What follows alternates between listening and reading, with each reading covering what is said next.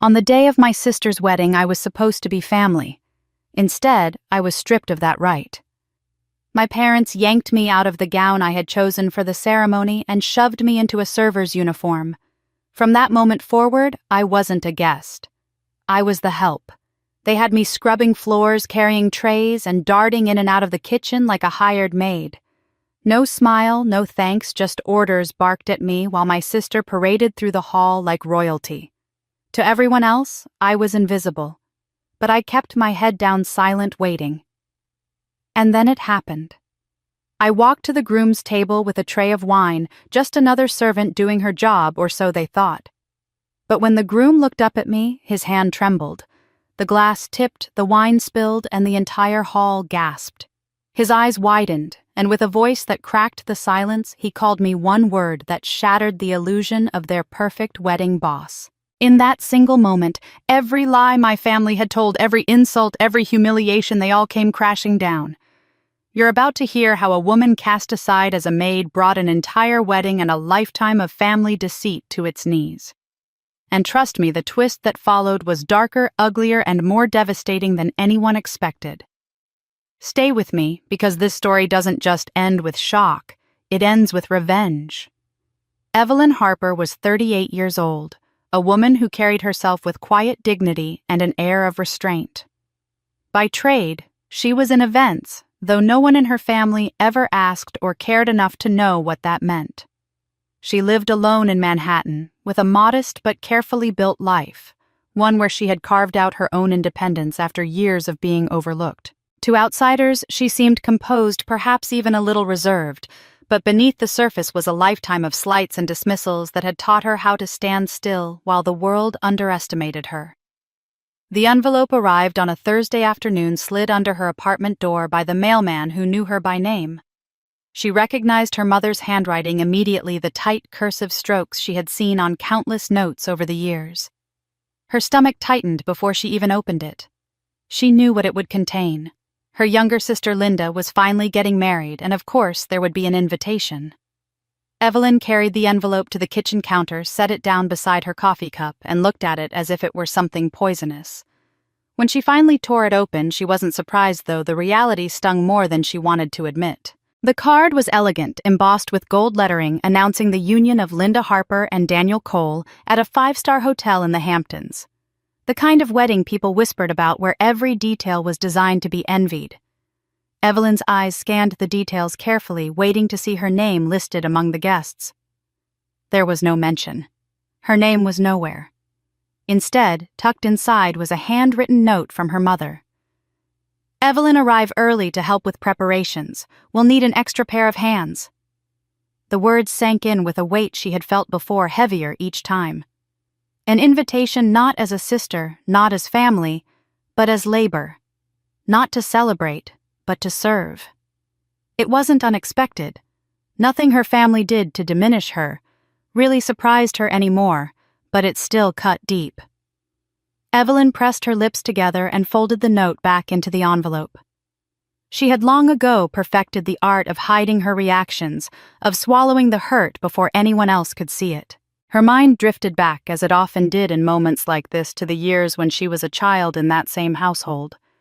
Linda always received the better toys at Christmas, the prettier dresses for Easter, the larger slices of cake at birthday parties. Their parents didn't even try to disguise the favoritism.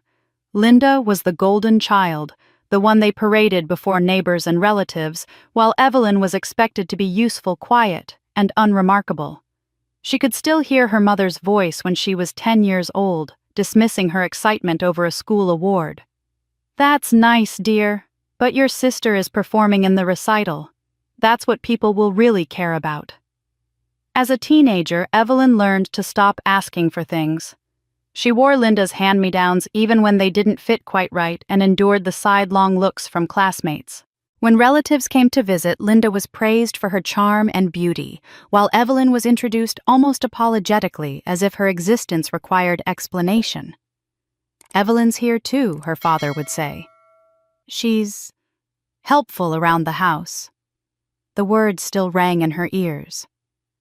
Helpful. That was all she had ever been allowed to be. Now, at 38, receiving this so-called invitation, she saw the pattern for what it was. Nothing had changed. In their eyes, she was still the spare, the one to lean on when there was work to be done, but never the one to celebrate or to honor. She turned the envelope over in her hands again, noticing how even the handwriting on the note carried a tone of command. "We'll need an extra pair of hands." It wasn't even a request. It was an order delivered with the assumption that she had no life of her own, nothing more important than bending to their needs. She set the envelope aside and moved to the window of her apartment, looking out over the city. Manhattan stretched before her, noisy and alive, a place she had fought hard to call her own. She should have felt insulated from their disdain by now, secure in the life she had built apart from them. But the note gnawed at her reopening wounds she thought had scarred over. She was not angry in the way she might have been years ago. The anger had cooled into something sharper, more controlled. But the pain, the dull ache of being unseen and unwanted, that was still there. Her phone buzzed with a message from a colleague reminding her of a meeting scheduled for the following day. She typed a quick reply confirming she would be there, but her mind was elsewhere. The Hamptons, the hotel, her sister's wedding, and her role once again reduced to that of a servant. She wondered if her colleagues, people who respected her for her quiet efficiency and reliability, would even believe her if she told them how her family treated her. She doubted it. They saw her as steady, capable someone who always seemed in control. They didn't know how much of that had been forged in the crucible of being constantly undervalued. As she stood there, she thought of Linda, always Linda. Beautiful, ambitious, adored. Linda had never gone without admiration or support. Their parents had invested in her education, her career, her every whim, while Evelyn had been left to find scraps of encouragement wherever she could. Even now, the wedding was another performance of Linda's perfect life, staged at great expense with Evelyn relegated to the shadows. The note might have been brief, but it carried the weight of decades. It was as if her parents had distilled every slight, every dismissal into a single line: "Arrive early to help with preparations." Evelyn closed her eyes and let out a breath. The temptation to tear the card in half, to throw it in the trash and never look back, was strong. But she knew she would go. She always went. For reasons she barely understood herself, some mixture of duty and hope that things might someday change, she would be there. She returned to the counter, picked up the card again, and placed it back in its envelope. She would go, but not as they expected. She would not show her anger, not yet. She would wear the mask she had perfected over years of practice. Calm, obliging, invisible. Inside, though, she felt a flicker of something she hadn't allowed herself in a long time. Not anger, not sadness, but anticipation. For once, she would not simply endure. The city outside hummed on, oblivious to the storm that was beginning to gather inside Evelyn Harper. She placed the envelope in her drawer and straightened her shoulders. Family duty, she told herself. That was the reason she would go. But in truth, there was another reason she didn't yet dare to name. Something was coming, and she would be ready when it did. Evelyn arrived at the hotel on the morning of the wedding, the envelope with its stinging note still tucked away in her bag. The Hamptons' air was crisp, filled with the smell of salt from the ocean, but for her there was no freshness in it. The hotel gleamed like something out of a magazine, its marble floors shining staff hurrying about in pressed uniforms, flowers arriving by the truckload. She should have felt like a guest entering a grand celebration. Instead, she felt like a shadow walking into someone else's dream. Her mother was waiting in the lobby, standing stiffly, as though the very air around her were meant to serve as a throne. She took one look at Evelyn, dressed in the modest navy dress she had chosen carefully for the occasion, and her lips curved in disdain. "That won't do," Margaret Harper said flatly, her voice low but sharp enough to cut. "Upstairs. Change out of that. You're not sitting with the guests." Evelyn's pulse quickened, though her face remained calm. "I brought the dress you asked me to wear." "Mother," she answered quietly, though she already knew it was pointless. Margaret gestured to a garment bag hanging on her arm. "This is what you'll be wearing. There are enough important people here today." I won't have you embarrassing us. Khan doesn't belong at the table with executives and partners. You'll do better helping where you're needed." Evelyn unzipped the bag and her stomach twisted. Inside was a crisp, black uniform, the same style she had noticed on the hotel's catering staff when she walked in. The implication was unmistakable. She wasn't to be part of the family, not even as a background presence. She was to be staff. Mother Evelyn began, but Margaret cut her off, her tone absolute. "Do not argue with me, Evelyn. You know as well as I do your sister's big day must be flawless. Guests are flying in from Europe, investors, people who matter. Do you understand, people who matter? This family cannot afford your presence at the table. Change your clothes and get to work." The words landed heavy, but what stung most was the casual certainty with which they were delivered. Not cruelty laced with passion, but cruelty practiced until it became second nature.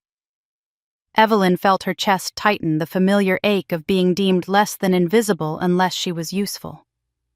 Her hands gripped the fabric of the dress she had brought with her, then loosened. She reminded herself of the mask she had promised to wear. Calm, silent, invisible. Upstairs in a small changing room, Evelyn removed the dress she had bought with her own savings fabric that had once felt elegant and proud, and folded it with care, as though it still deserved dignity. She slipped into the uniform, stiff and ill-fitting, a costume that declared her role not as sister, but as servant. Looking in the mirror, she barely recognized herself. The woman reflected back was no longer a guest at a wedding, no longer family. She was background. When she walked back into the lobby, carrying herself with as much composure as she could, her mother gave a satisfied nod, the kind one might give to a well-trained worker. "Now you look appropriate," Margaret said briskly. "The guests won't ask questions." But they did. As Evelyn moved quietly through the halls, carrying trays of glasses, adjusting table linens, her relatives and acquaintances caught sight of her. Some gave puzzled looks. Others whispered behind their hands.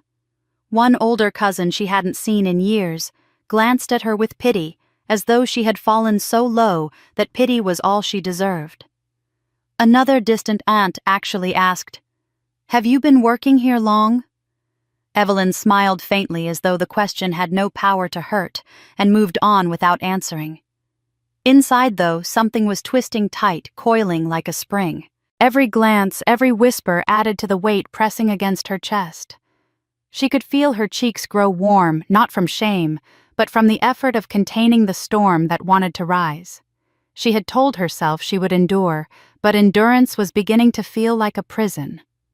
At one point, as she cleared away a tray, she caught sight of her father across the room speaking with a group of guests. She waited, hoping for a flicker of recognition, perhaps a signal that he saw her and would step in. Instead, he barely looked at her. His eyes passed over her as though she were invisible, exactly as he had always treated her. The memory struck her without warning, his voice from years ago echoing in her mind. She had been no older than 15, carrying groceries in from the car, trying to earn a scrap of praise. He had chuckled and said to a neighbor, "That one, she's only good for errands. Linda's the star." The neighbor had laughed politely, and Evelyn had stood there with her arms full of bags, learning once more that in her father's eyes, her value lay only in service. Now, decades later, standing in a luxury hotel in a borrowed uniform, she felt that same sting sharper, because it confirmed what she had always known. In their world, she was not meant to shine. She was meant to serve. She steadied herself with a breath, lifting the tray again.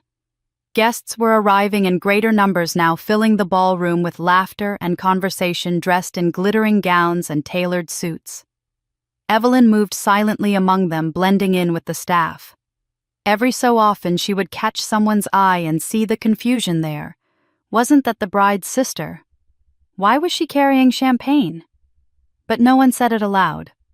They only stared briefly before turning back to their conversations, pretending not to notice. Her mother passed by once, glancing at Evelyn with sharp approval, as though her daughter's humiliation was nothing more than a successful part of the day's logistics. Evelyn lowered her gaze, holding on to her calm like armor. But inside the fire burned hotter, the voice of her father echoing still only good for errands. If any of the guests noticed the tension in Evelyn's jaw or the steel in her eyes, they did not comment. To them, she was simply another figure in black and white, another hand to deliver wine or clear plates. To Evelyn, it was another chapter in a lifetime of being written off. But even as the sting settled deep, another thought pressed forward. The mask was still on, but behind it she was watching and waiting. The ballroom had begun to glow with the low hum of chatter and the shimmer of crystal chandeliers, and Evelyn moved carefully among the guests, the tray balanced in her hands. She had grown almost used to the weight of the uniform on her shoulders, though every stitch of the stiff fabric was a reminder of her role that day. She kept her face still, her movements precise, as though she belonged in the rhythm of the staff. But the voices that carried across the room made it impossible to forget where she stood. Her mother swept past her with the kind of grandeur that Evelyn had learned never to imitate. Margaret Harper was radiant in her gown, her pearls gleaming, her arm looped proudly through Linda's. "Everyone. This is my daughter Linda," she announced to a circle of arriving guests, her voice full of triumph. "She is the star of our family, a brilliant director of public relations. Her career has been nothing short of dazzling." Applause rippled through the small crowd, polite and admiring. Evelyn stood a few paces away, setting down flutes of champagne unseen but listening to every word. Linda's smile was wide, her hand resting gracefully on the arm of her fiancé. She spoke with the smooth confidence of someone who had never known what it meant to be overlooked. "Our agency just secured a contract with one of the top fashion houses in New York," she said, her tone casual but calculated. "It's a milestone that will redefine our brand. Of course, it took endless hours of networking and cultivating relationships, but that's the nature of this industry." She paused to sip her wine, basking in the murmurs of approval around her. Evelyn caught the eyes of one of the women in the circle, a guest she vaguely remembered from years before. The woman's gaze flicked from Linda, polished and glowing, to Evelyn standing silently with her tray. A small wrinkle of confusion passed over her face before she turned back to Linda, choosing not to question what she saw. That was how it always went. Then her father spoke, his voice carrying a little too loudly across the group. "And of course," he said with a dismissive chuckle, "we're lucky that Evelyn is here to help out today. She's always been so available, a free hand when we need one." His words landed like stones delivered with the careless ease of someone who had never considered their impact. He didn't look at Evelyn when he said it. He didn't need to. His audience laughed politely, and she bowed her head as though the laughter belonged to someone else. As she stepped past a group of guests offering glasses from her tray, a middle-aged man with silver hair glanced at her uniform and asked without hesitation, "Do you work here often?"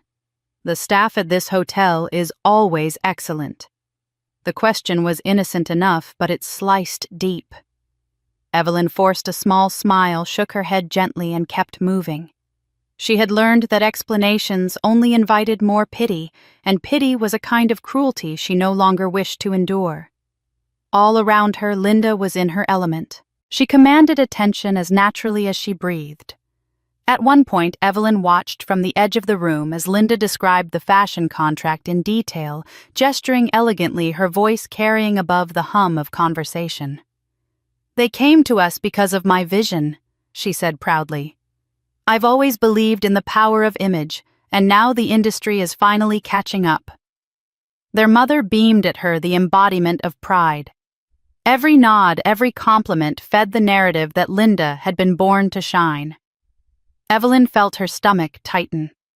She did not envy Linda's career, not truly, but she could not ignore the cruel symmetry of it all. Here she stood in uniform, nameless and unnoticed, while her sister's every word was treated as brilliance. It was the same pattern drawn larger and grander, but unchanged from the days when Linda's school recitals overshadowed Evelyn's awards, when Linda's charms erased Evelyn's efforts. Time had only made the divide more dazzling for Linda and more invisible for her. A small group of younger guests passed Evelyn, one whispering just loud enough to be heard. "Isn't that the sister? Why is she dressed like that?" The other shrugged. "Maybe she fell on hard times. At least she's useful." They laughed softly, and Evelyn's grip on the tray tightened until her knuckles whitened. Still, she did not flinch. She had mastered the art of silence, of letting others believe what they wanted. When she turned back toward the head table, she caught a glimpse of Linda meeting eyes with an older executive. The man leaned in close, nodding with admiration as Linda spoke of the strategies that had secured her recent contract. Evelyn could read the exchange easily. She had seen it countless times in her work, though no one here knew of that world she inhabited. From the sidelines, she observed how Linda charmed him with ease, how her parents glowed with pride at every approving nod. Evelyn, standing in her uniform, might as well have been part of the decor. But beneath her stillness, Evelyn felt the old ache sharpen into something else. It was not just pain, but clarity. She knew exactly where she stood in their eyes, and she had known it all her life. Yet watching Linda bask in admiration while she herself was mistaken for hired help made the injustice unmistakable even to those who tried not to see it. Evelyn's invisibility was no accident. It was engineered.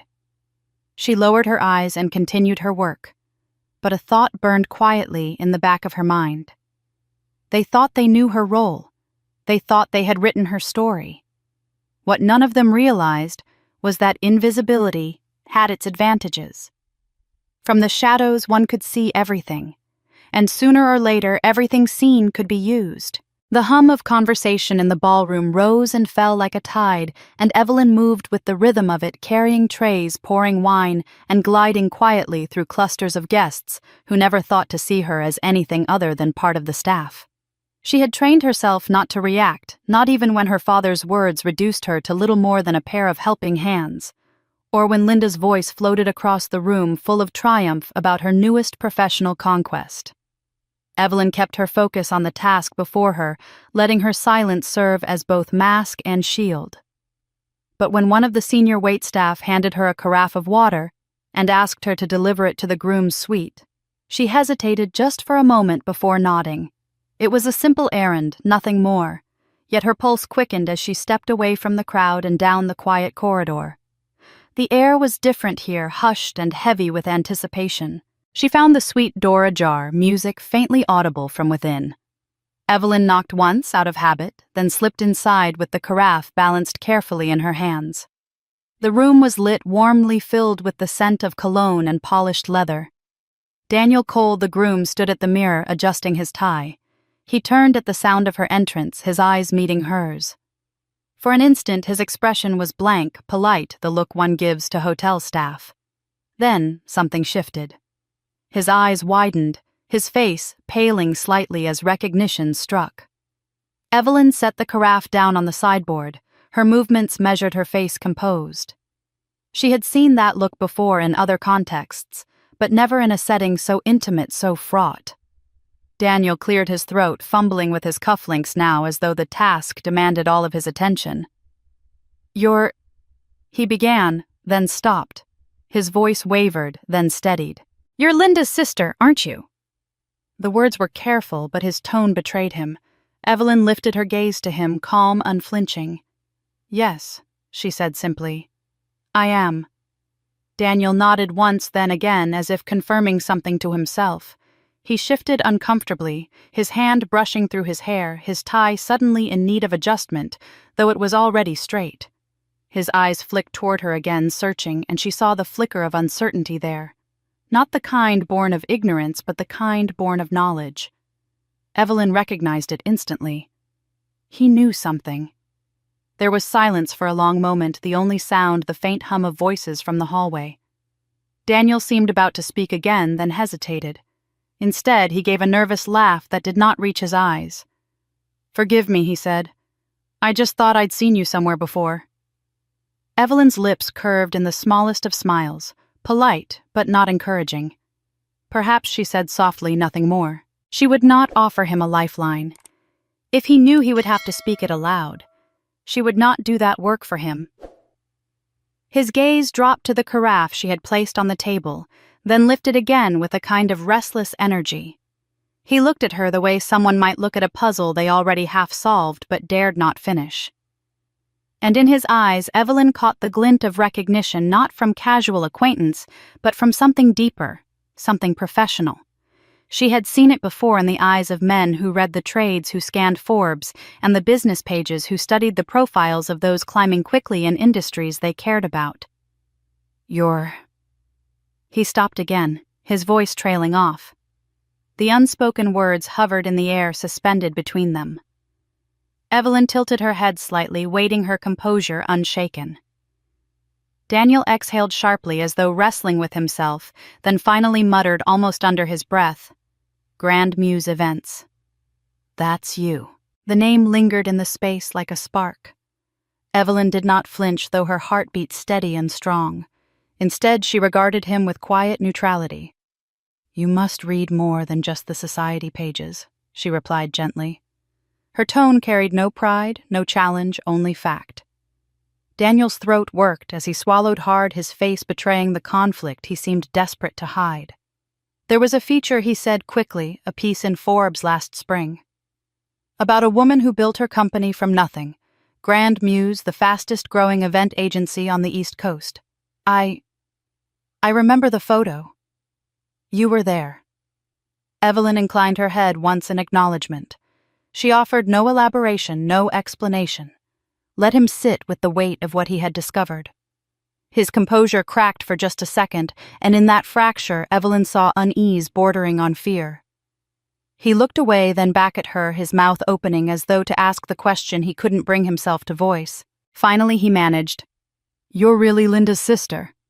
The words sounded incredulous, as if he couldn't reconcile the image of the polished executive from the article with the woman standing before him in a server's uniform. "Yes," Evelyn answered. Her voice was calm even. "I am Linda's sister." She left it at that, letting the silence fill the room again. The quiet grew thick, and Daniel shifted from foot to foot, tugging at his cufflinks once more.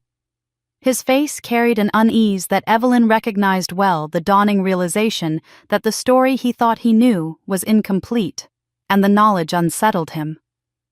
Evelyn smoothed her hands down the sides of her uniform, every gesture deliberate. She met his gaze with cool steadiness, offering him nothing more. Whatever storm he felt, it was his to reckon with, not hers. Yet inside she felt the faintest flicker of something new.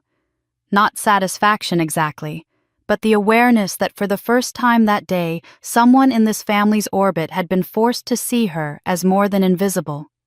She turned to leave, pausing only to say in that same measured tone, "Your water is on the table. Good luck with your preparations." And then she slipped out of the room, her footsteps quiet in the hall, leaving Daniel staring after her, caught between what he thought he knew and what he had just seen. The ballroom glittered brighter as the evening deepened, laughter rising above the clink of silverware and the rustle of silk gowns. Evelyn moved through the tables with a tray balanced effortlessly in her hands, her steps silent, her expression composed. She had just left Daniel in his suite not long before, his unsettled face lingering in her memory. But she carried no sign of that encounter on her face now. To the guests, she was invisible, just another servant moving through the grand affair. At the far end of the room, the head table stretched beneath a cascade of white roses, gleaming crystal glasses lined like soldiers in a row. This was the domain of her family, Linda radiant in a gown that shimmered under the chandeliers, her smile carefully curated for every admiring glance. Her parents seated with pride, stiff in their posture, basking in borrowed glory, and beside Linda, Daniel, his jaw-set eyes shifting from one guest to the next. Evelyn approached slowly, the tray of wineglasses glinting in the low light. The conversations at the table paused as she arrived, not out of recognition, but because the service of wine demanded attention. She set one glass before her mother, another before her father, the gestures precise and silent. Then she turned toward Daniel, extending the final glass. He reached for it with a hand that trembled more than a groom's hand should on his wedding night. His fingers brushed the stem, then faltered. In a moment that seemed to stretch into eternity, the glass-tipped ruby wine spilling across Evelyn's sleeve and splashing dark across her uniform. The sound of liquid striking fabric was soft, but the collective intake of breath from the table was not. Evelyn froze, steadying the tray in one hand, her other hand instinctively pulling the glass upright before it shattered. She lifted her eyes to Daniel, whose face had drained of color. His lips parted, his gaze locked on her with something raw, unguarded. And then before he could stop himself, the word burst out of him. Boss. The single syllable cracked through the air louder than any clatter of glass could have been. The table fell silent. Conversations at neighboring tables faltered as guests turned their heads. Margaret Harper's fork paused midair. Linda's smile stiffened, her eyes narrowing in confusion. And Daniel, realizing too late what he had said, looked as though the floor itself might swallow him whole. Evelyn's eyes flickered just for a moment, sharp and knowing, but her expression remained otherwise serene. She reached calmly for a napkin, blotting at the dark stain on her sleeve, as though nothing unusual had passed between them. "Excuse me," she murmured, her voice low and even, as if she hadn't heard the word at all. She placed the empty glass gently on the tray and began to turn away. But the silence that gripped the head table clung to the entire room. Guests leaned forward, curiosity sparking in their eyes. Boss. The word hung above them, incongruous, unexplained. The groom had called the server boss. Margaret was the first to react, though her voice was brittle. Daniel, what on earth, she began, but he shook his head quickly, his mouth tightening as he scrambled to recover. Just slipped, he said, his laugh hollow, unconvincing. Slipped my tongue. His hand shook as he reached for another glass, and though he tried to steady himself, the strain in his movements betrayed him. Linda turned her head sharply toward him, her painted smile faltering. "What did you just call her?" she whispered, her tone laced with suspicion. Evelyn caught the words, though she kept her back turned, her hands steady as she carried the tray away from the table. Every step she took felt deliberate, her posture regale even in the uniform meant to humiliate her. She moved as if she were indeed the boss, as if she had orchestrated this very moment. And perhaps in a way she had, though she had spoken no word, the truth had slipped free from someone else's lips. The murmur spread quickly, rippling outward. "Did he say boss?" one guest whispered. To her, another asked, disbelief coloring the hushed voices. Chairs shifted as heads turned to follow Evelyn's retreating figure. She did not hurry. She allowed the silence and the whispers to trail her like a cloak. At the head table, Daniel sat rigid, his hand clenched around the stem of a fresh glass, though he did not drink. Linda leaned toward him, her eyes sharp. "Why would you call her that?" she hissed. He shook his head again, muttering something about nerves, about the stress of the day, but the color had not returned to his face.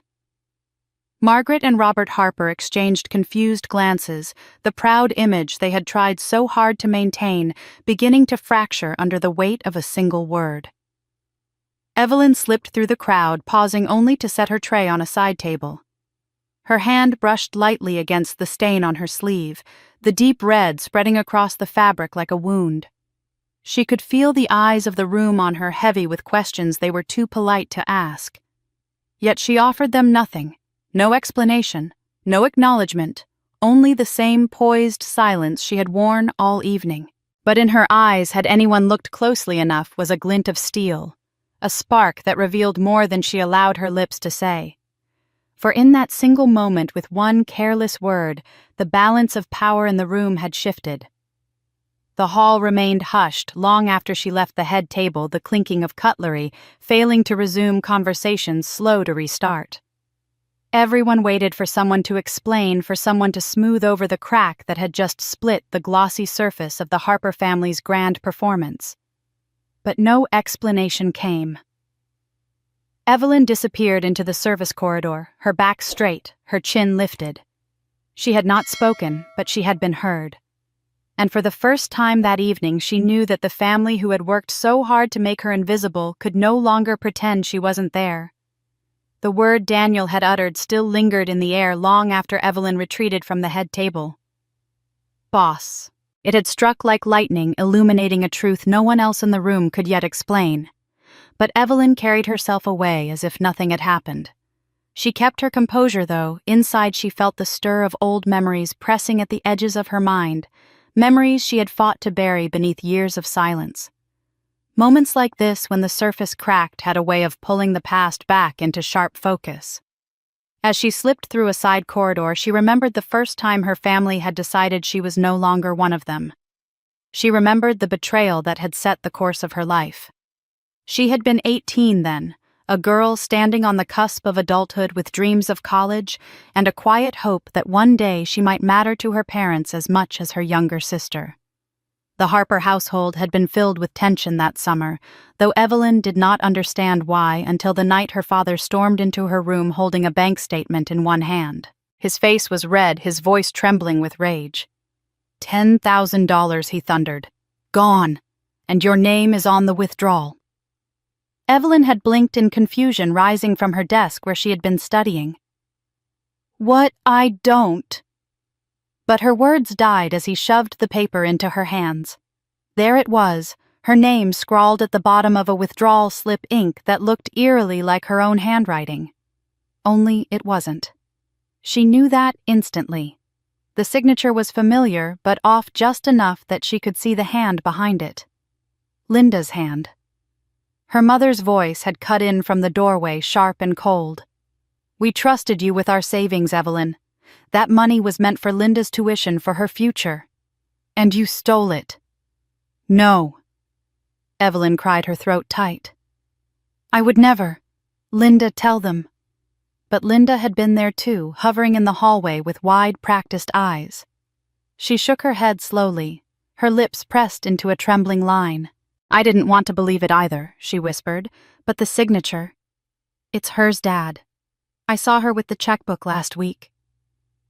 The memory still burned even now, years later.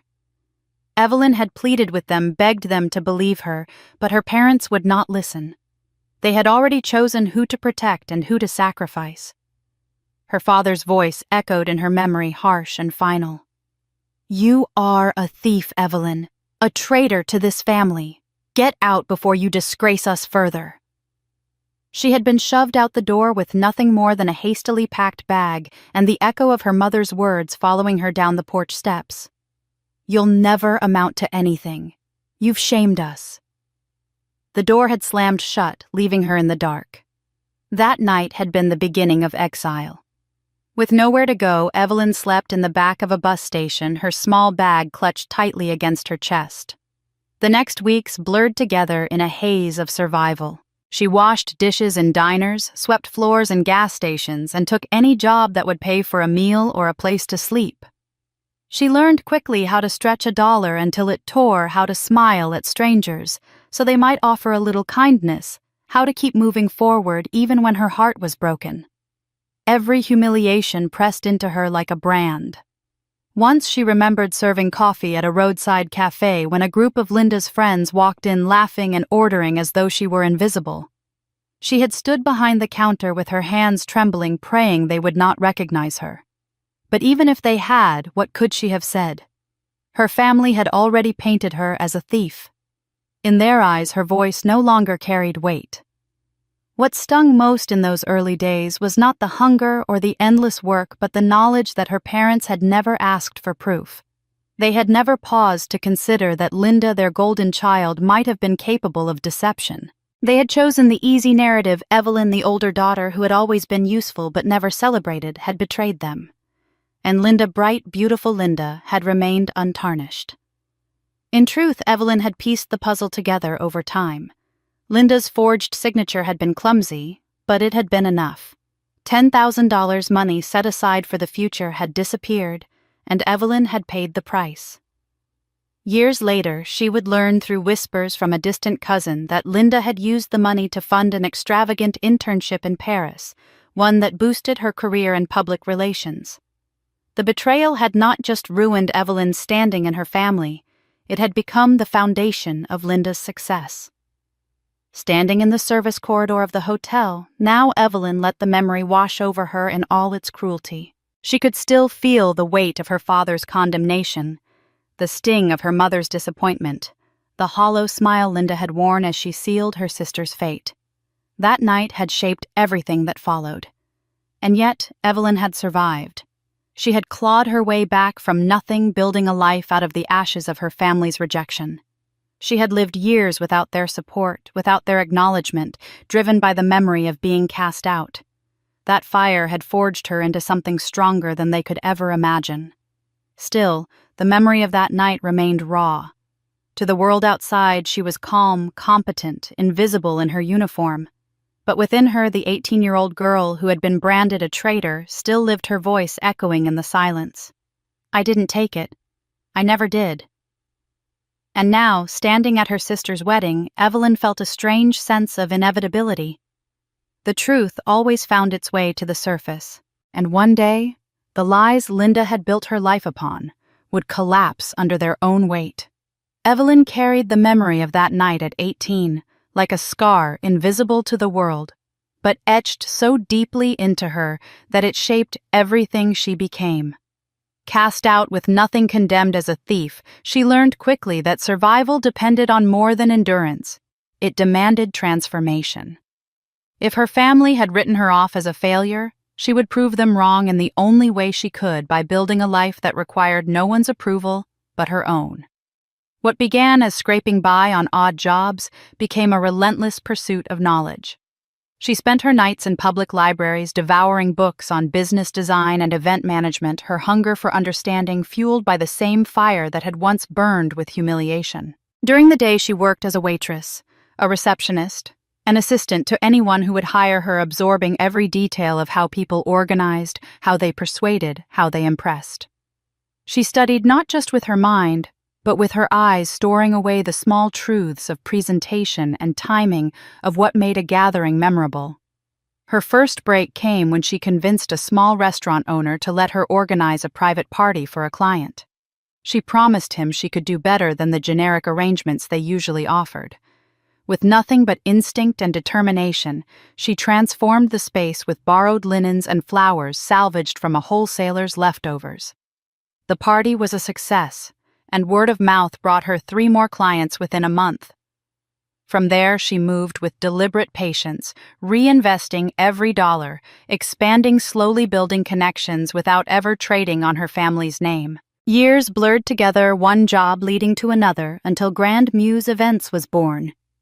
It began in a rented office no larger than a bedroom, with Evelyn doing everything herself, planning, purchasing, staffing, even carrying crates when no one else was available. But within 5 years, the company had grown into something formidable, an enterprise with 50 employees and contracts that placed her in the inner circles of luxury and fashion. Gucci came first, a brand launch that dazzled the press and cemented her reputation. Then Vogue, a gala that people whispered about for months afterward. Each success stacked atop the last, not as gifts, not as accidents, but as proof of her relentless drive. Through it all, she remained silent where her family was concerned. For 10 years she did not call, did not write, did not send word of her life. They had cast her out, and she had let them believe she had vanished. It was easier that way. Easier to let them imagine her drifting from one odd job to the next than to let them glimpse the empire she was quietly building. She told herself she didn't care if they ever knew, though. In the quiet hours of the night, she admitted that a part of her longed for the day when the truth would break through their blindness. The irony, however, was never lost on her. More than once, Linda's name had appeared on proposals sent to Grand Muse Events. Her sister's PR firm was eager to collaborate with one of the fastest-rising event companies in New York, eager to attach itself to the glamour Evelyn had crafted. Evelyn had read the proposals with a steady gaze, recognizing Linda's flair and the language, the same blend of charm and ambition she had wielded since childhood. But Evelyn never revealed herself. She had her assistant send a polite rejection, noting that Grand Muse had chosen a different PR partner. Linda would never know that the faceless CEO who declined her was the very sister she had betrayed. That moment, more than most, filled Evelyn with a sharp satisfaction. Not cruelty, but justice. She had no need to humiliate Linda publicly then. The simple knowledge that her sister had unknowingly reached for her approval and been denied was enough. It reminded her that invisibility could be power when wielded carefully. She remained unseen by her family, but in the world beyond them, she had become someone others called upon, someone whose name appeared in glossy magazines and whose work set standards for an entire industry. Now walking through the hotel ballroom in her server's uniform, Evelyn felt the cruel beauty of the contrast. To her family, she was still the invisible one, the sister good only for errands. But in truth, she was the architect of moments that the powerful and the wealthy paid dearly to experience. The guests who glanced at her that night had no idea they were being served by the same woman who had orchestrated galas they had attended, who had shaped evenings they had praised without ever knowing her name. That duality burned inside her as she watched Linda preen at the head table, her every word a performance. To the Harpers, Linda was the family's crown jewel, the embodiment of success. To Evelyn, Linda was a hollow shell propped up by lies, her career polished but fragile. Evelyn had built something real, something lasting, and she had done it in silence.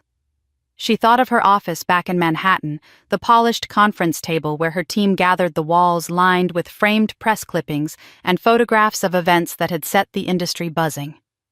Her employees called her a leader, a visionary, a boss who demanded excellence but offered loyalty in return. That word boss had already slipped from Daniel's lips once tonight, and the sound of it still echoed through her. The world she had built and the world her family forced her into were colliding, and though she kept her composure, she could feel the inevitability of what was coming. In the quiet corners of her mind, Evelyn knew this was the stage on which all the years of silence would finally break. She had not needed her family to succeed. She had not needed their money, their connections, or their approval.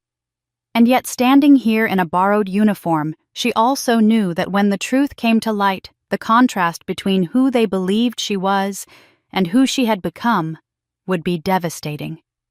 Daniel's slip at the head table had fractured the night, leaving whispers circling the ballroom like restless birds.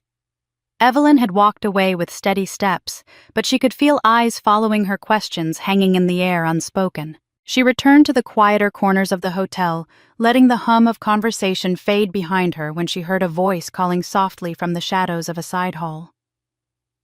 "Wait." It was Daniel. His tone carried an urgency that made her stop, though she did not turn right away. When she did, he was already stepping closer, his expression pale and strained, so different from the composed Groom everyone else thought they knew. He glanced around before speaking, lowering his voice, though there was no one nearby. "I need to explain," he said quickly, almost desperately. Evelyn held his gaze, her face unreadable, offering him no relief. He ran a hand through his hair, the calm Groom slipping away to reveal a man on edge. "I know who you are," he admitted. "I recognized you from Forbes months ago. I hired a private investigator before the engagement party." The words tumbled out, each one heavier than the last. "I needed to know who Linda really was, and what I found, it wasn't what I expected."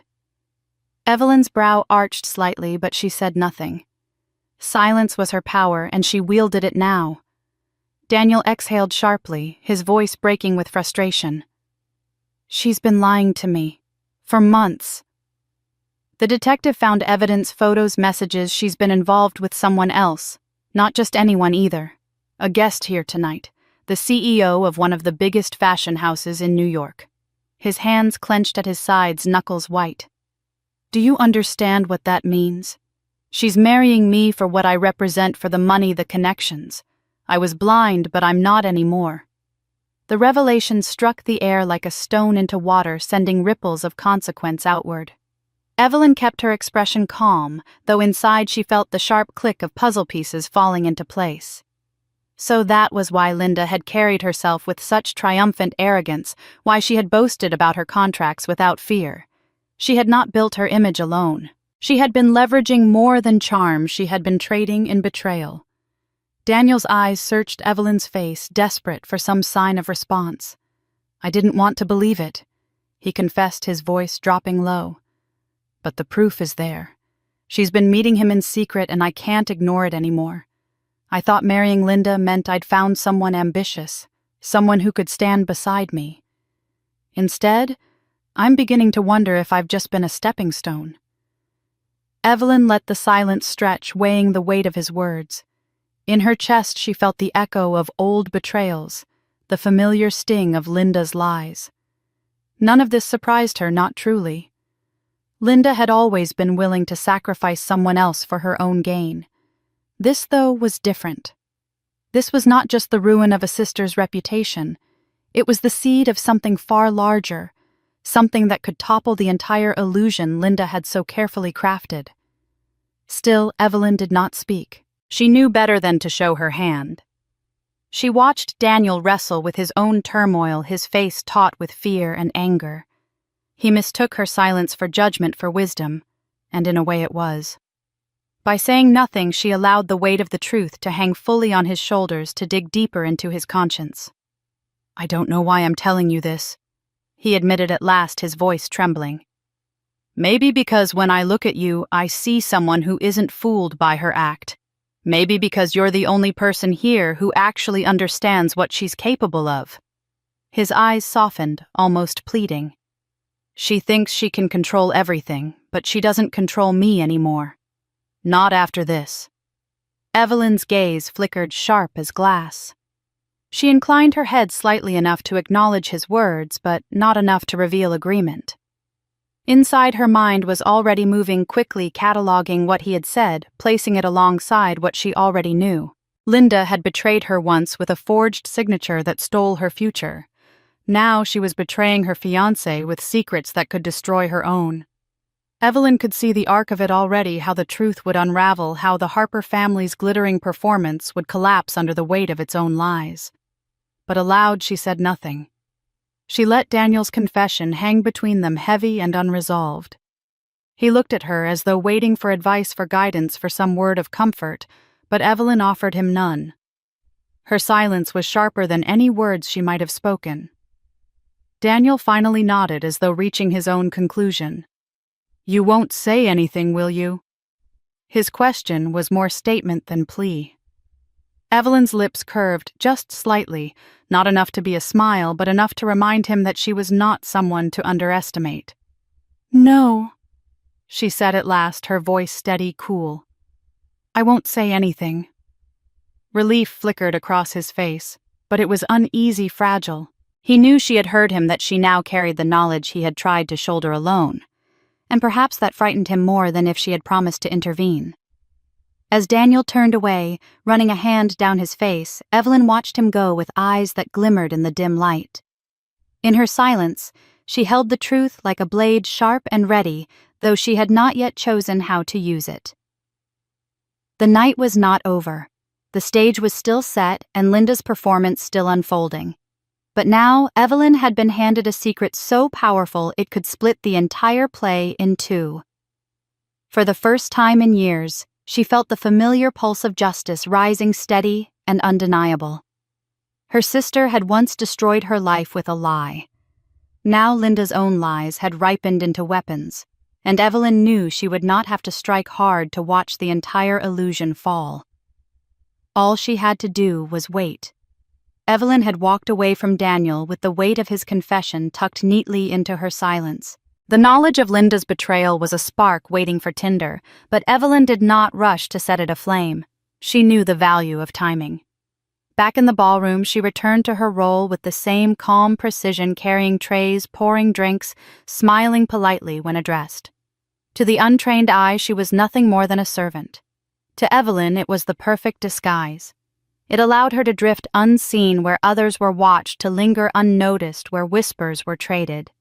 And in those quiet spaces, she began to collect her evidence.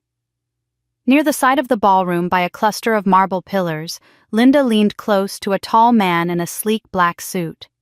Evelyn recognized him instantly. The CEO Daniel had mentioned the man at the heart of Linda's infidelity. Their posture told a story even before their words did. His hand brushing Linda's arm, her laugh pitched just a little too softly, too intimately. Evelyn adjusted the tray in her hands, her phone angled discreetly beneath the linen. With one tap, the microphone activated, recording their exchange. Another subtle movement, and the camera lens captured the moment when Linda slipped him a small envelope, her manicured hand lingering in his. Evelyn's face remained serene as she moved away, but inside her thoughts churned. It was more than infidelity. The envelope suggested business deals made in shadows.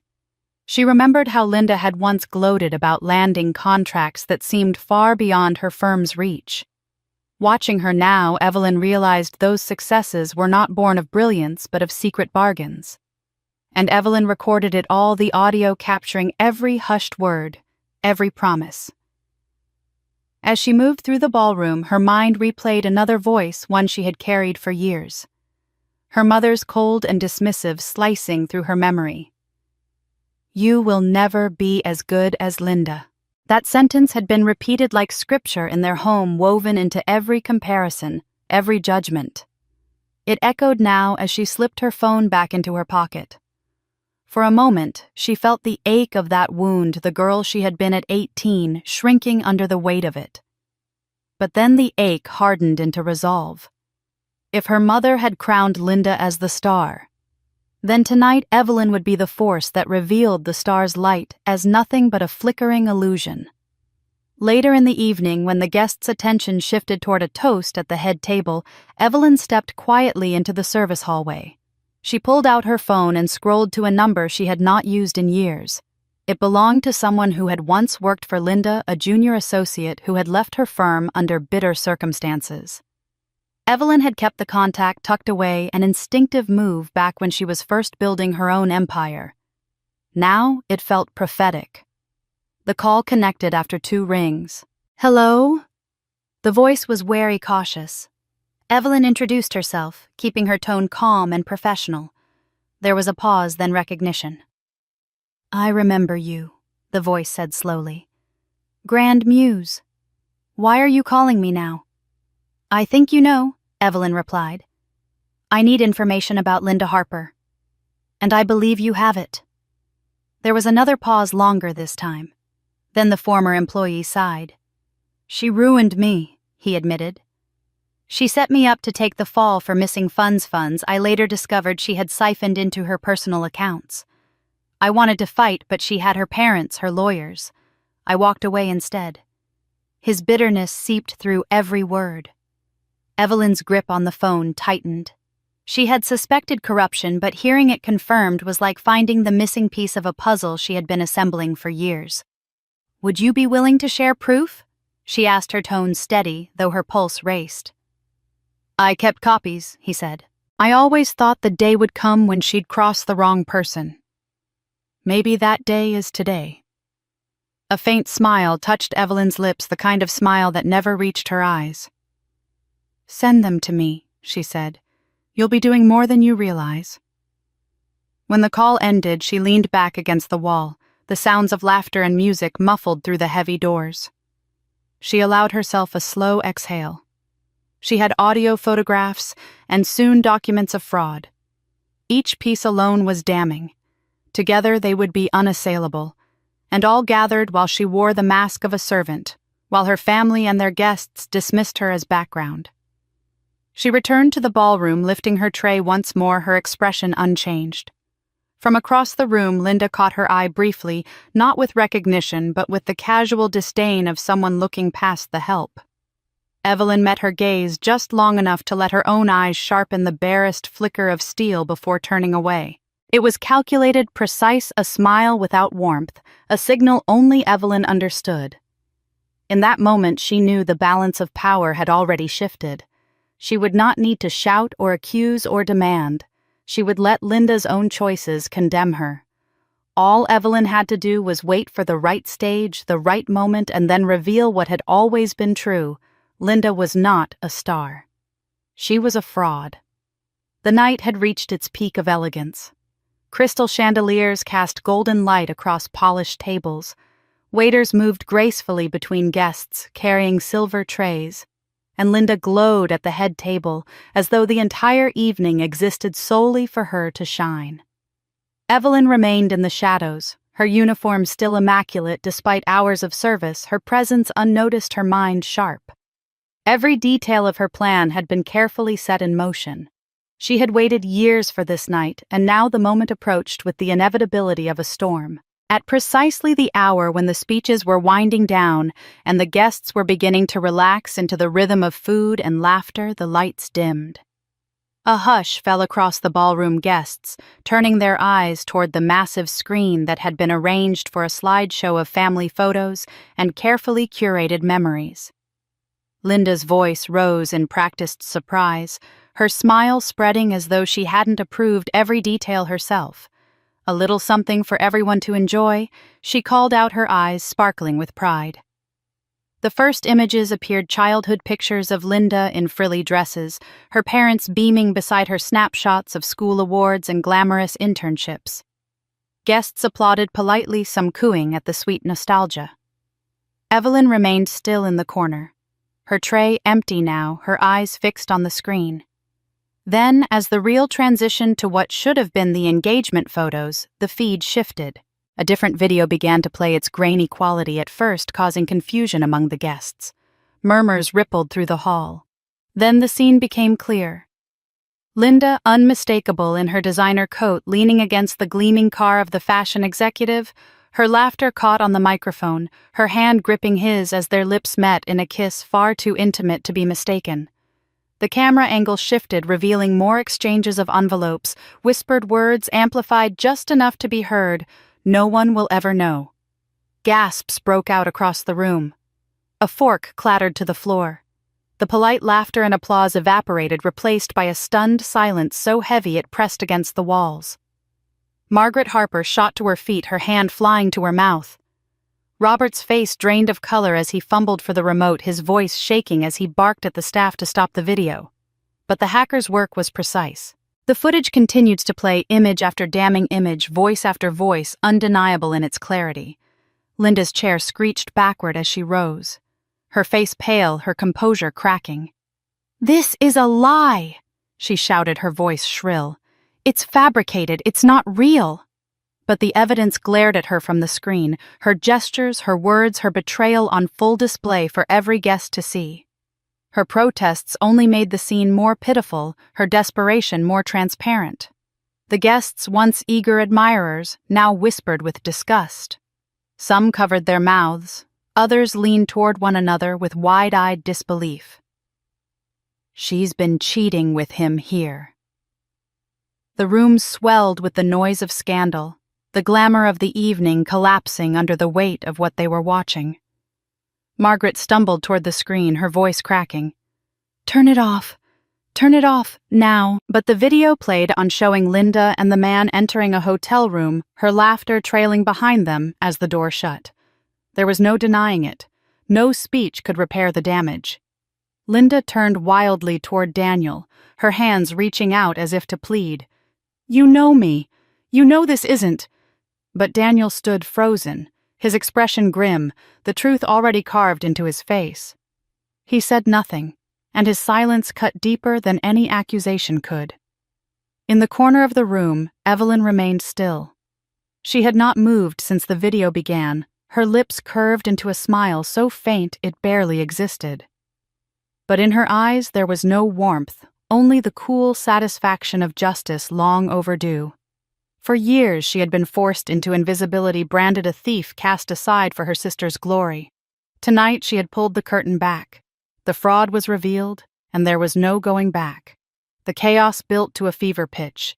Some guests rose and left, unwilling to be part of the spectacle. Others stayed eager to watch the Harper family unravel in real time. Margaret clutched Robert's arm, her voice rising in frantic denials, insisting there must be a mistake. Linda's shrieks grew more desperate, her attempts at explanation falling flat against the undeniable evidence on the screen. The ballroom, once the stage of a perfect society wedding, now throbbed with scandal. The flowers, the candles, the carefully chosen decor, all of it now served as the backdrop to humiliation. Guests pulled out phones, recording the scene, capturing Linda's collapse, Margaret's horror, Robert's stunned silence. Within hours, the footage would travel beyond the walls of this hotel, spreading across social circles, feeding the hunger for gossip. Evelyn remained in her corner, calm and unhurried, watching the destruction unfold exactly as she had planned. She had not needed to speak a word, not needed to raise her voice. Her silence, her patience, her precision had done what years of argument never could. She had shown the truth, and the truth had turned a glittering wedding into a public disaster. As the final moments of the clip ended and the screen went black, the room buzzed with outrage and disbelief. Linda collapsed back into her chair, sobbing, her makeup streaked, her carefully crafted image shattered. Margaret clung to Robert, her face gray with shame. Daniel remained standing silent, his decision still to come. And Evelyn, unseen by most, allowed herself one final cold smile. The collapse had begun, and she had only just lit the match. The ballroom had become a battlefield of whispers and gasps after the scandalous video ended.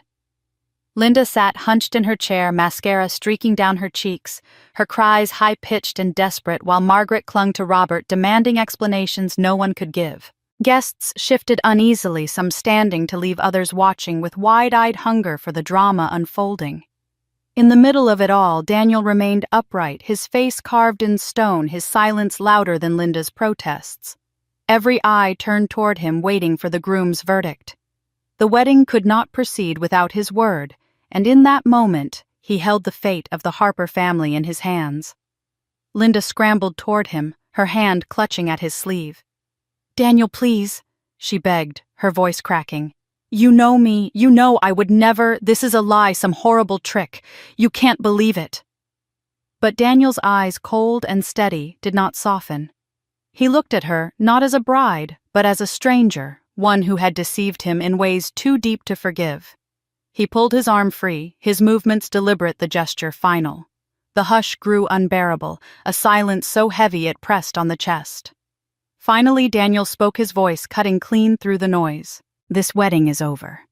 His words rang with such finality that a murmur swept through the crowd, guests exchanging looks of shock and grim satisfaction. Margaret gasped audibly. Robert groaned, and Linda staggered back as if she had been struck. Daniel straightened his gaze, sweeping the room before landing on Evelyn, who stood at the edge of the chaos, calm and collected. His voice carried clear enough for all to hear. "If there is anyone here tonight worthy of respect, it is not this family that parades virtue while hiding lies. It is Evelyn. She has shown more dignity in her silence than any of you have in your wealth or pretense." The words cut through the Harper family like a blade. Margaret's face drained of color, her hand gripping Robert's arm as though she might collapse. Robert muttered something under his breath, but his voice failed him. Linda let out a strangled cry, collapsing to her knees in her white gown, her pleas devolving into incoherent sobs. The guests erupted into hushed conversations, some nodding, others smirking at the brutal honesty of Daniel's statement. Margaret tried to recover, stepping forward, her voice trembling but urgent. "Daniel, wait. Please listen. This was a mistake, a misunderstanding. We can explain, we can fix this. Don't let one fabrication ruin what we've built here tonight." She gestured helplessly toward Linda, who continued to weep at his feet. "She loves you. She made a mistake." Daniel's eyes blazed as he turned to her. "A mistake." His voice rose sharp and unwavering. "This wasn't a mistake. It was betrayal. And what's worse, you knew the kind of woman you were raising, and you celebrated it. You threw away the daughter who showed you loyalty, and you held up this fraud as your pride." His hand swept in Evelyn's direction, his tone bitter. "You treated her like a servant while the world knows her for what she is. A leader, a boss. More respectable than any Harper in this room." The impact of his words hit like thunder. Evelyn felt the weight of every eye on her, yet she did not flinch, did not shift. Her silence remained her armor, her strength. The guests' stares turned, some filled with new recognition, others with curiosity as though seeing her for the first time. And through it all, Evelyn held her posture, her chin lifted, her expression cool, refusing to give her family the satisfaction of seeing her rattle. Robert tried next. his voice low and imploring. "Daniel, don't do this. This family has influence resources. We can make this right if you'll just—" Daniel cut him off with a glare so sharp, Robert faltered mid-sentence. "I don't want your influence. I don't want your resources. And I will not tie myself to a family that builds its name on deceit." He looked down at Linda, who clutched at his shoes with trembling fingers. "You disgust me," he said, his tone flat. "The wedding is off." "You are nothing to me." The silence that followed was broken only by Linda's sobbing. Guests began to rise, some making their way to the exits, shaking their heads at the spectacle. The air was heavy with humiliation, the once gilded celebration reduced to rubble in a single declaration. Margaret made one final attempt, her voice breaking. "Please, Daniel, don't leave like this. Think of what people will say." Daniel turned sharply, his expression unreadable. "They'll say the truth, that I had the courage to walk away from lies, that I saw honor where you saw shame." He looked once more at Evelyn, his eyes steady, then turned on his heel and walked out of the ballroom, leaving behind the bride, the family, and the ruins of their pride. Linda collapsed fully to the floor, her gown pooling around her like a shroud. Margaret sank into her chair, her face hidden in her hands, while Robert stared blankly ahead, as though the collapse of everything he had built had just begun to register. The guests whispered louder now, some pitying, most scornful, their glances cutting like knives. And Evelyn, still in the shadows, allowed herself the faintest smile, not of triumph, but of vindication. The family that had once cast her aside had been struck down publicly, and she had not needed to lift a finger in the moment. Daniel had spoken the words she had carried in her heart for years, words her parents would never have allowed themselves to hear otherwise. Evelyn was not the servant. She was the one who had endured, the one who had risen, the one who had won. The aftermath of Daniel's declaration reverberated long after he walked out of the ballroom. The stunned silence had quickly transformed into hushed whispers, and by the time dawn touched the Hamptons skyline, the Harper wedding was no longer a private humiliation. It was a public spectacle. The first shaky videos from guests had already surfaced online. By morning, Twitter feeds were flooded with clips of Linda weeping, Daniel denouncing her in front of hundreds, and the damning video of her betrayal flashing across a massive wedding screen. The hashtag #$1,000,000 meltdown trended within hours, climbing to the top of social media charts. Headlines followed swiftly. Harper wedding implodes, groom walks out. After infidelity, exposed and from vows to viral. The scandal that shook the Hamptons. Instagram accounts devoted to society gossip posted photo after photo of the ruined reception, captions dripping with sarcasm about champagne glasses raised in shock instead of celebration. What had once been meticulously curated as the event of the season now spread like wildfire as the scandal of the year. Morning news programs replayed the footage on loop anchors, shaking their heads at the irony of $1,000,000 wedding reduced to chaos by betrayal. One segment on a popular talk show began with the mocking line, "They ordered cake, but got scandal served instead." The Harper family, once held in esteem in their social circle, became a punchline overnight. Linda, who had prided herself on being the polished face of the family, bore the heaviest blow. Her PR career, built on image and illusion, depended on trust and reputation. Now both lay shattered.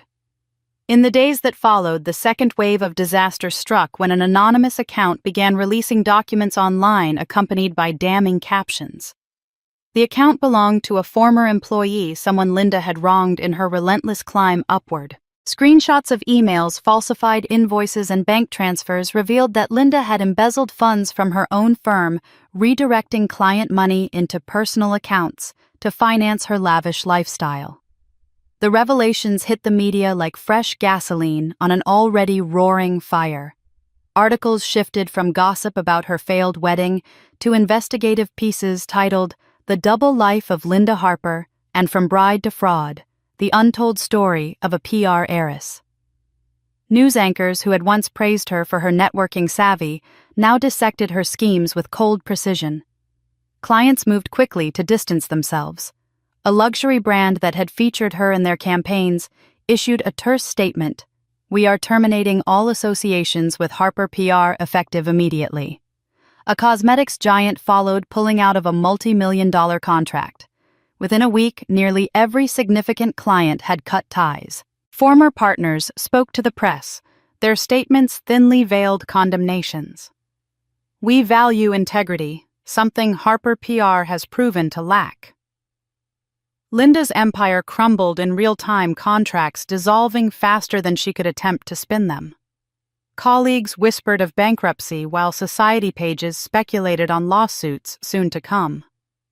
For a woman who had built her identity around power lunches and front-row seats at fashion shows, the humiliation was total. She had been unmasked, not just as an unfaithful fiancée, but as a dishonest businesswoman, her image collapsing in both private and professional spheres. Margaret and Robert, once so proud to parade their younger daughter as a symbol of success, now hid from the spotlight. Photographers camped outside their Connecticut estate, shouting questions they refused to answer. "Did you know about the embezzlement? How do you respond to Daniel's accusations?" Their silence only deepened the public's appetite for judgment. Evelyn watched from a distance, her expression unreadable. She had not needed to lift her voice or declare revenge. The world had done it for her, fueled by Linda's own choices. Each headline, each lost contract, each mocking comment online was a reminder that the truth, once revealed, had a momentum all its own. The irony was striking. Linda, who had thrived on controlling narratives for clients, now found herself powerless as the narrative about her spun wildly out of control. Within 2 weeks, Harper PR announced a temporary suspension of operations, though insiders confirmed it was closer to a permanent collapse. Employees fled, seeking new jobs before the sinking ship dragged them under. The office, once bustling with ambition, sat nearly deserted, its glossy sign a hollow promise. Meanwhile, society gossipers savored every detail. One column ended with a particularly cutting line: "In trying to outshine everyone, Linda Harper burned herself to ash." The collapse was complete, spanning every corner of Linda's life. A broken engagement, public disgrace, financial ruin, and a name now synonymous with scandal. The Harper family's carefully cultivated image of wealth and virtue lay in tatters, each new revelation tearing it further apart. And Evelyn, the sister they had dismissed, remained silent, still watching as justice unfolded in ways more poetic than she could have ever scripted. The downfall of Linda's career had not only destroyed her reputation, but dragged the Harper name into disgrace. Headlines multiplied each day, old clients spoke out with contempt, and the video of the wedding disaster still circulated online, a constant reminder of betrayal and humiliation. As the weeks passed, the once proud Harper family found themselves cornered, their wealth unable to buy back dignity or silence critics. It was in that climate of desperation that Margaret and Robert appeared unannounced at Evelyn's temporary apartment, the same. Evelyn they had cast out years earlier, now standing as the one person who held power over their crumbling legacy. When Evelyn opened the door, she did not greet them with warmth. Her expression was calm, controlled, her eyes steady as she looked at the parents who had once expelled her from their home without hesitation.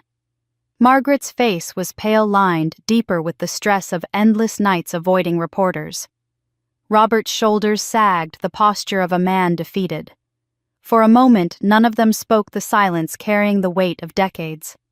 Margaret was the first to break. "Evelyn," she whispered, her voice trembling, "we need to talk." Evelyn stepped aside, allowing them in, not out of kindness, but out of a detached curiosity. They sat stiffly at her small kitchen table, so different from the sprawling dining room they once presided over. Robert folded his hands together, his voice low. "We need your help. The press. The rumors. They won't stop." And if more comes out, Evelyn cut him off, her tone cool. "More will come out. That's what happens when lies unravel. You don't need my help to stop it. You need the truth, and that's something you've never been willing to face." Margaret flinched as though struck. "Please," she begged, leaning forward, her manicured hands clutching at the edge of the table. "Don't release anything else. Don't let anyone know more than they already do." Linda is suffering, and this family, we can't take another blow."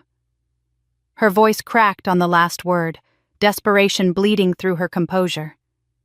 Evelyn regarded her mother carefully, her face unreadable. "Do you remember," she asked quietly, "the night you told me I was no longer welcome, that I was a disgrace, a thief, a disappointment? Do you remember locking the door while I stood outside with nowhere to go?" Margaret's lips parted, but no words came. Evelyn's gaze hardened. "I slept in bus stations and shelters. I washed dishes in diners until my fingers bled. All because you chose to believe Linda's lie, and now you sit in front of me begging for silence." Robert shifted uncomfortably, his eyes downcast. "We made mistakes," he murmured. "We believed the wrong child. But Evelyn, this scandal will destroy us completely. Think of your family name." Evelyn's laugh was short and bitter. "My family name. That name never protected me. It was a chain you used to bind me, and when it suited you, you cut me loose. I built my life without it. I built everything without you. Why would I protect it now?" Margaret's eyes filled with tears, her voice rising with emotion. "Because you're our daughter." Evelyn's reply was sharp, almost cutting.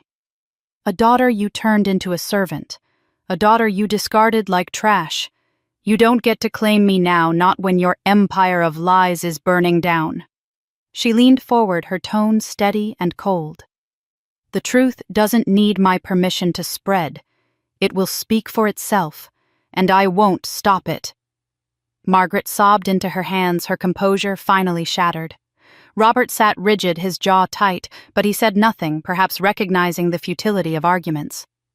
Evelyn watched them both, remembering nights huddled on concrete, the taste of cheap bread for dinner, the sting of being invisible while her sister's every whim was indulged.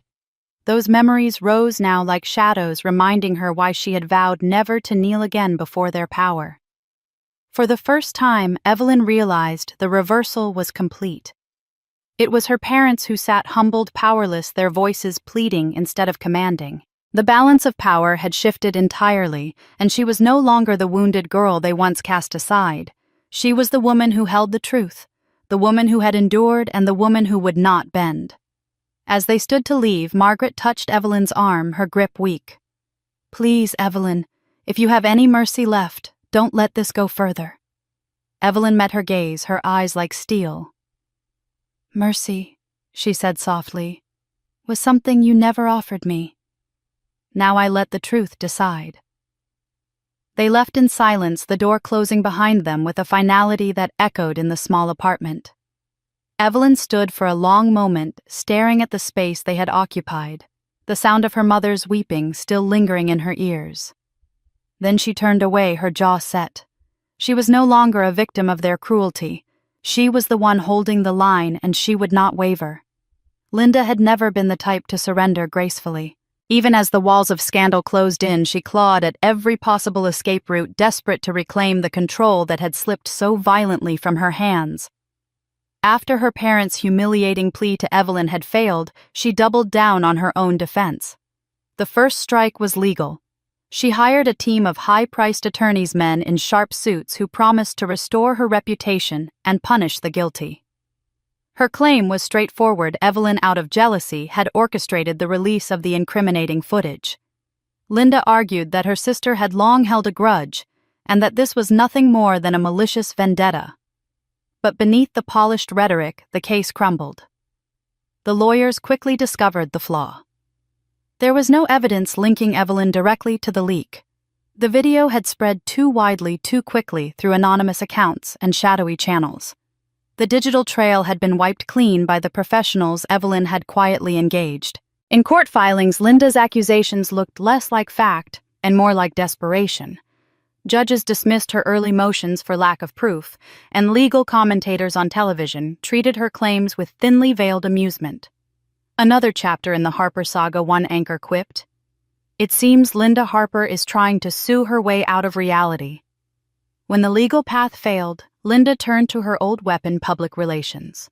She announced a press conference inviting major outlets with the promise of setting the record straight. The day of the event, she stood at a podium in a rented Manhattan hall, photographers flashing as she adjusted her designer suit. With trembling hands, she unfolded her prepared statement. Her words, rehearsed but brittle, echoed through the microphones. The footage you have all seen was taken out of context, maliciously edited and spread with the intent to destroy me and my family. I have been the victim of a campaign of lies. But the press was no longer under her spell. Instead of nodding in agreement, they pounced with questions that sliced through her flimsy defense. Who edited the footage? Why were you in that hotel room? Can you explain the financial records that surfaced last week?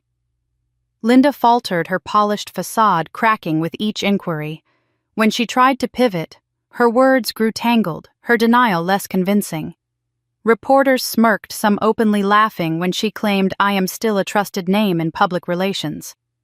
Headlines the next morning were "Merciless Linda Harper's Press Conference, a masterclass in delusion and fallen PR.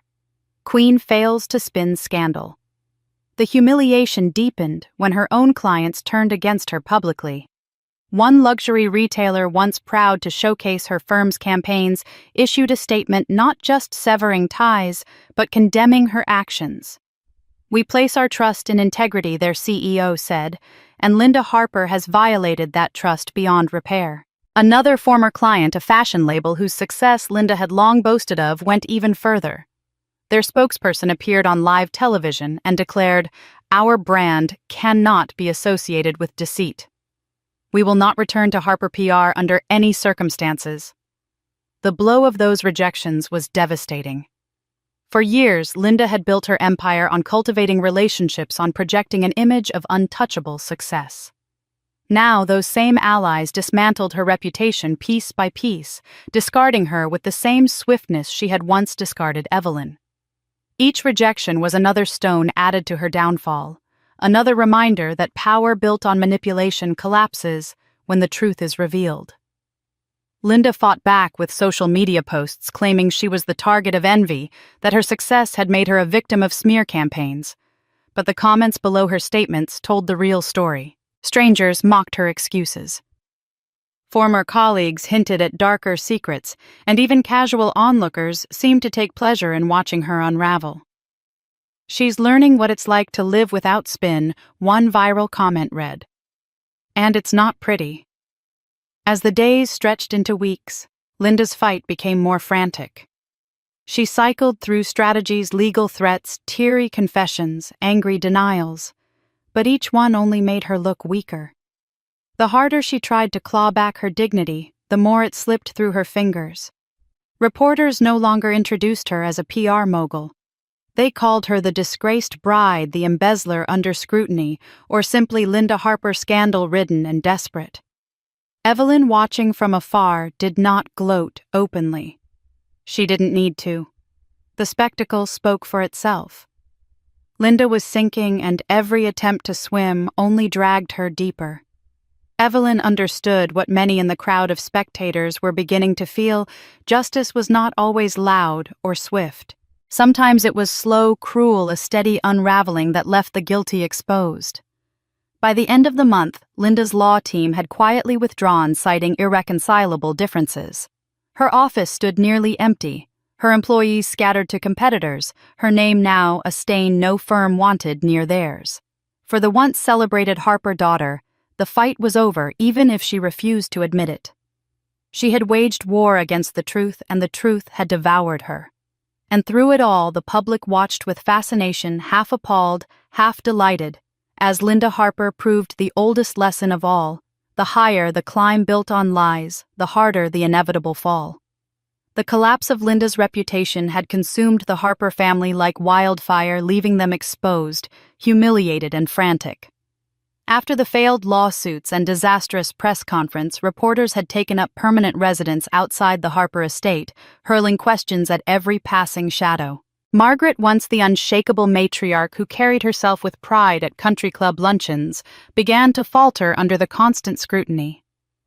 Her health, already fragile beneath layers of denial and vanity, gave way one night when the relentless gossip and headlines finally overwhelmed her.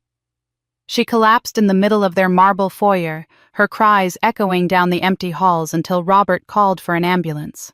By dawn, Margaret was in a hospital bed, pale and trembling, her chest tight with stress-induced shock. It was Robert, the same father who once looked at Evelyn with disdain, who made the phone call he had never imagined making. His voice on the line was not commanding or cold, but broken, strained. "Evelyn," he said softly, his tone heavy with shame, "your mother's in the hospital. She can't take much more of this. I don't know what to do." For a moment, Evelyn simply listened, her silence cutting through the tremor in his voice. The father who had thrown her out, who had stood by while she was cast as the family's shame, now reached out to her, not as a patriarch, but as a desperate man. When Evelyn arrived at the hospital, the sight before her was a haunting contradiction. Margaret lay against the stark white sheets, her face drained of color, her body fragile in a way Evelyn had never seen. Tubes and monitors surrounded the woman who had once dictated every detail of her daughter's lives. For a fleeting moment, Evelyn's breath caught an old memory pressing against her chest. She remembered being a child, perhaps 6 years old, running to her mother after scraping her knee. Margaret had lifted her, then cradled her, gently whispering comfort into her ear. But the moment had been short-lived. Hours later, Evelyn recalled being pushed aside, her mother fussing over Linda, instead her embrace already forgotten. That single glimpse of tenderness had been buried under years of neglect and cruelty, yet it surfaced now unbidden as she looked at the weakened woman before her. Robert sat slumped in a chair near the bed, his eyes bloodshot. He stood when Evelyn entered, relief washing over his face. "You came," he whispered, as though her presence alone might heal the fractures that time had carved. Evelyn did not respond to his gratitude. Instead, she walked to the side of the bed, her eyes steady, her heart conflicted. Margaret stirred, opening her eyes, and when she saw Evelyn, a flicker of something, shame, regret, or perhaps fear, crossed her face. The nurse came in with a clipboard listing the costs of Margaret's care. Robert looked at the figures with helpless eyes, murmuring that insurance would not cover it all, that bills were already mounting. Evelyn listened quietly, then pulled out her card and handed it over without hesitation. "I'll cover the expenses," she said. Robert blinked in shock. Margaret opened her mouth as if to protest, but Evelyn's voice silenced them both. "Don't mistake this for forgiveness. I'm doing it because it's the right thing to do, not because you've earned it. Responsibility, not reconciliation." The words hung heavy in the sterile air. For the first time, Margaret seemed truly broken, not just by scandal, but by the realization that her daughter, the one she had discarded, was the only one holding her up now. Tears slipped down her cheeks, her voice weak. "Why would you help me after everything?" Evelyn did not soften. "Because I know what it means to be left with nothing. I lived that because of you. I won't let myself become what you were to me. That doesn't mean I forgive. It just means I remember." Robert lowered his gaze, unable to meet his daughter's eyes. The room filled with the hum of machines, the soft rhythm of Margaret's shallow breathing, and the unspoken acknowledgement that the balance of power had shifted forever. Evelyn was no longer the child pleading for love or the servant forced into silence. She was the one in control, the one who chose when and how to extend her hand.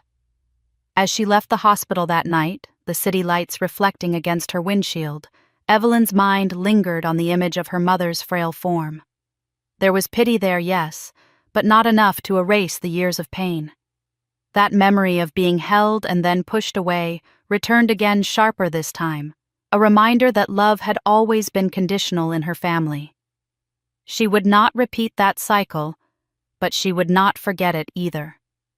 For the audience who followed her story, the moment was bittersweet. Evelyn's act of covering the medical bills revealed not weakness, but strength, the strength to rise above vengeance without surrendering her dignity. She had shown compassion without erasing truth, responsibility, without granting absolution. Viewers would see her not only as a woman who fought for justice, but as one whose humanity endured despite every betrayal. And in that quiet balance of mercy and distance, Evelyn proved once more that she was no longer a victim. She was the one writing the story now. The ride home from the hospital was long, quiet, and heavy with thought. Evelyn kept her eyes on the road, but her mind drifted back to the pale figure lying against white sheets, the fragile version of her mother that she had never known existed. She had paid the bills, spoken the words that made her stance clear, but the echo of her own voice lingered responsibility, not forgiveness. That distinction haunted her as much as it steadied her. Alone again in her apartment, she poured herself a glass of water and sat at her desk, the city lights flickering against the window pane. The question rose unbidden, cutting through the quiet. Has all of this, every revelation, every humiliation I've let them taste, made me happy? Or has it only left me hollow? For years she had imagined moments like these where her parents would kneel, where Linda's empire would burn, where the family that had discarded her would suffer the consequences of their cruelty. And yet, sitting in the silence of her own hard-won success, Evelyn found the satisfaction less potent than she had expected. Justice had been served, yes, but happiness. That was a more complicated matter. Revenge had given her power, but it had not filled the void that had been carved by years of neglect. The scars remained, and no amount of public disgrace for the Harpers could erase them. She stood and walked to her bookshelf, pulling down an old leather-bound album she had not opened in years. Dust clung to the cover, a reminder of how deeply she had buried it. She flipped through the pages, her eyes landing on photos from childhood birthdays, where Linda smiled in new dresses while Evelyn wore hand-me-downs Christmas mornings with piles of gifts for one daughter and token trinkets for the other. And then nestled between the pages a family portrait she had tried to forget. Her mother stood tall in the center, her arm draped proudly around Linda, while Evelyn lingered at the edge, almost cropped out by the frame. She stared at the picture for a long time, her throat tight. That girl in the photograph had once prayed for her mother's embrace, once longed for a father's acknowledgement, once begged for a sister's companionship. She had received none of it, and yet she had survived, had risen, had created a life beyond what any of them imagined. The Evelyn in the photo was invisible. The Evelyn now was undeniable. With deliberate movements, she tore the photograph into pieces, the sound of ripping paper echoing in the quiet apartment. She scattered the fragments across her desk, watching the pieces flutter like fallen leaves. Then carefully she picked up one scrap, the one with her mother's face. She held it between her fingers, her gaze fixed on the woman who had both raised and destroyed her.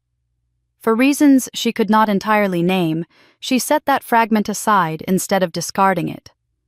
Perhaps it was weakness, or perhaps it was acknowledgement that some ties, no matter how damaged, never fully sever. Evelyn leaned back in her chair, her eyes on that single piece of paper. She whispered aloud, not to her mother, not even to herself, but to the quiet air, I won't destroy you completely. I won't become you. The words surprised her, but they felt true. She had the power to keep unraveling every thread of the Harper family, to expose more secrets, to ensure their ruin was absolute. But what would that make her? A mirror of the cruelty she had endured, a reflection of the same hunger for dominance that had poisoned them. No, she would not carry that legacy. Instead, Evelyn resolved to shift her focus. Her energy, her brilliance, her drive, they belonged not to the past, but to the future she was building. Her company was thriving, her employees loyal, her reputation untouchable. She had a life of her own, one defined not by the Harpers, but by her choices. And that was the true victory. Revenge had been necessary, perhaps even inevitable, but it was not where her story would end. She gathered the scraps of the photo into an envelope, sealing them away. The piece with her mother's face she slipped into a drawer, hidden but not destroyed.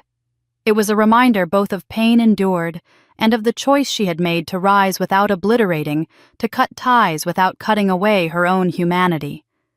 For Evelyn, that balance mattered. As she turned off the lights and walked toward her bedroom, Evelyn felt a calm she had not known in years. Not joy, not triumph, but a quiet steadiness. She no longer needed to prove herself through their downfall. Their destruction had been inevitable, fueled by their own arrogance and deceit. What mattered now was the life she had fought for, the freedom she had carved, and the dignity she refused to relinquish. For those watching her story unfold, this moment was not one of fire or spectacle, but of depth. It was the scene where the woman once cast as a servant chose not just victory, but growth. It was the reminder that revenge can satisfy, but only self-respect can heal. Evelyn's decision not to destroy her family completely was not weakness, it was strength, the kind that drew admiration from all who had followed her journey. She was not a reflection of their cruelty. She was proof that survival could blossom into something greater. After sealing the fragments of her family photograph away, Evelyn felt the clarity of her choice settle into her bones. Revenge had served its purpose, but she would not let it define the rest of her days. The silence of her apartment that night seemed less oppressive, almost like an invitation to imagine what her life could be if she allowed herself to live without looking back. Within weeks, she took a step that symbolized her rebirth. She purchased a penthouse in Manhattan, a sprawling space with floor-to-ceiling windows that opened to the skyline she had once only admired from afar. The city stretched out beneath her like a canvas, every light a reminder that she had built this life on her own terms. The penthouse became more than a home. It was a declaration. Every room reflected her independence. She filled it with art, she loved books she had never had time to read, and warm touches that gave the space life. On a quiet afternoon, she brought home a golden retriever puppy, his tail wagging furiously as he tumbled across the hardwood floors. She named him Atlas, a symbol of the weight she had carried and the strength she had found to set it down. Atlas followed her everywhere, a constant companion in the space that no longer echoed with loneliness. For the first time in decades, Evelyn allowed herself hobbies that had nothing to do with survival or ambition. She signed up for a painting class at a small studio downtown, walking into the room with a blank canvas and leaving with strokes of color that surprised even her. She was not an artist, but she did not need to be. The act itself, the brush moving across paper without expectation, felt liberating. It was creation without judgment, a luxury she had never permitted herself before. The instructor, a cheerful woman in her 60s, encouraged her warmly, telling her that every painting was a reflection of courage. Evelyn smiled at that, thinking how courage had shaped her more than talent ever could. Her presence in the city's philanthropic circles grew naturally. She attended charity galas not as a guest hiding in shadows, but as a recognized name in her own right. At one such event for children's education, she was invited to the stage and introduced as a benefactor who had quietly supported several initiatives for years. The applause that followed startled her at first, but as she stood there, she realized she belonged. Reporters later praised her not just for her success in business, but for her generosity, writing that Evelyn Harper had redefined what it meant to rise from adversity. Still, the past had its way of whispering through even the brightest moments. At one gala, as she clinked glasses with fellow philanthropists, a longtime friend approached her. Marianne, a woman Evelyn had known since college, pulled her aside with a gentle smile. "You've built something extraordinary," Marianne said. "But don't let resentment weigh you down.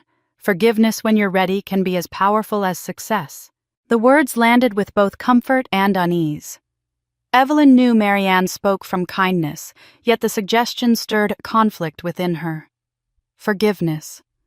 The word carried a weight she was not ready to lift.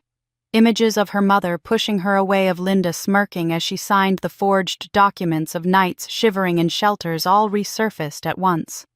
She nodded politely to Marianne, offering a faint smile, but inside she bristled. Not yet, she thought. Perhaps not ever. That evening, back in her penthouse, she stood by the window with Atlas curled at her feet. The city pulsed with energy below, oblivious to her thoughts. She traced her finger along the glass, whispering to herself, "Forgiveness is not the same as freedom. I've already chosen freedom." The conviction steadied her, though she wondered if Marianne might be right that carrying the past even as a burden of defiance was still carrying it. In those quiet nights, Evelyn found a rhythm of peace she had never known. She walked Atlas through Central Park, laughed with strangers in her painting class, and felt the slow return of something resembling joy. But beneath the calm, a part of her remained alert, waiting, aware that storms rarely ended so neatly. The Harper name was still fractured, Linda still desperate, and her parents still lingering in the shadows of shame. Evelyn knew that peace could be temporary, a fragile reprieve before the next confrontation. For those who followed her journey, this chapter revealed a different kind of drama, not the chaos of scandal, but the delicate balance of healing and vigilance. Evelyn was no longer fighting to prove herself, yet she remained cautious, her triumph tempered by the knowledge that unresolved tensions had a way of resurfacing. The sight of her with a puppy in her arms, a brush in her hand, or a microphone at a charity gala painted a portrait of growth, but it also hinted at fragility, the calm before another storm. And so Evelyn's story paused on a note of quiet dignity. She had carved out a new home, a new life filled with moments of peace and glimpses of joy. Yet the audience watching her tale unfold knew instinctively that such tranquility was never the final act. It was the eye of the hurricane, and sooner or later the winds would rise again. The calm of Evelyn's new life was steadying her like a fragile balance she dared not disturb. She had begun to trust the silence in her penthouse, the routine of painting classes, the loyalty of Atlas by her side. Then one autumn afternoon, as the city's skyline glowed orange with the fading sun, a thick envelope arrived at her door. The handwriting on the front was unmistakable, her father's. It had been years since she'd seen his penmanship sharp and slanted, the kind that once signed school permission slips and business contracts with the same indifference. Her chest tightened as she slid her finger beneath the seal. Inside was a letter, several pages written in a tone she had rarely known from him. It began with words she had longed to hear as a child, an apology. He confessed his failures as a father, admitted to watching silently while Margaret's cruelty went unchecked, and acknowledged that he had allowed Linda's lies to drive Evelyn from their home. He wrote of his shame of nights where he thought of her but lacked the courage to reach out, of moments when her absence was felt like a ghost in their family gatherings. Evelyn's eyes blurred as she read. It was the closest he had ever come to speaking the truth. But as she turned the page, the tone shifted. Buried within the contrition was a revelation that stripped the comfort from his words. He explained that years ago he had created a fund, a secret reserve of $300,000. That money, he wrote, had been meant exclusively for Linda. The reasoning was as blunt as it was cruel. Linda needs more than you do. She is the face of the family. Her reputation, her image, it demands support. You have always been resourceful, Evelyn. Linda has always needed help to shine. Evelyn's hands trembled as she set the letter down. The words stared back at her like a fresh wound. It was not that she had expected fairness, not anymore, but the confirmation in her father's own script that even in his apology he clung to favoritism cut deeply. His plea for forgiveness was poisoned by proof that his blindness had never lifted. He could see his mistakes, but he could not unlearn them. He still viewed her strength as justification for neglect, and Linda's fragility as reason for endless indulgence. She rose from her chair, pacing the length of her living room, the letter clutched in her fist. Atlas padded behind her, sensing the agitation in her movements. She felt anger boiling beneath her ribs, but it was laced with a hollow ache. She thought of the nights she had slept in shelters, the hunger that gnawed at her when she could barely afford food, the humiliation of starting from nothing while her family lived in comfort. $300,000 hidden away, not for survival, not for fairness, but to maintain Linda's illusion of grandeur. How many doors could that sum have opened for Evelyn when she was 18, cold and alone? How many nights of despair might it have spared her? And yet even as the fury surged, she realized she was not surprised. She had spent her entire life learning that Linda's needs would always outweigh her own in her parents' eyes. This letter did not rewrite her history. It confirmed it. The apology, heartfelt as it might have been, was tangled in the same pattern that had defined her family, Evelyn, as the strong one who needed nothing, Linda, as the fragile jewel who required protection at all costs. She returned to her desk and read the closing lines again. Her father begged her not to reveal the existence of the fund, pleaded for her understanding, promised that this time truly he saw her. But the words rang hollow against the admission that he still valued Linda's reputation over Evelyn's dignity. Her lips curled into a bitter smile as she folded the pages carefully and slid them back into the envelope. Sitting in the quiet glow of her apartment, Evelyn whispered aloud, "So even in the end, you still chose her." There was no venom in her tone, only resignation.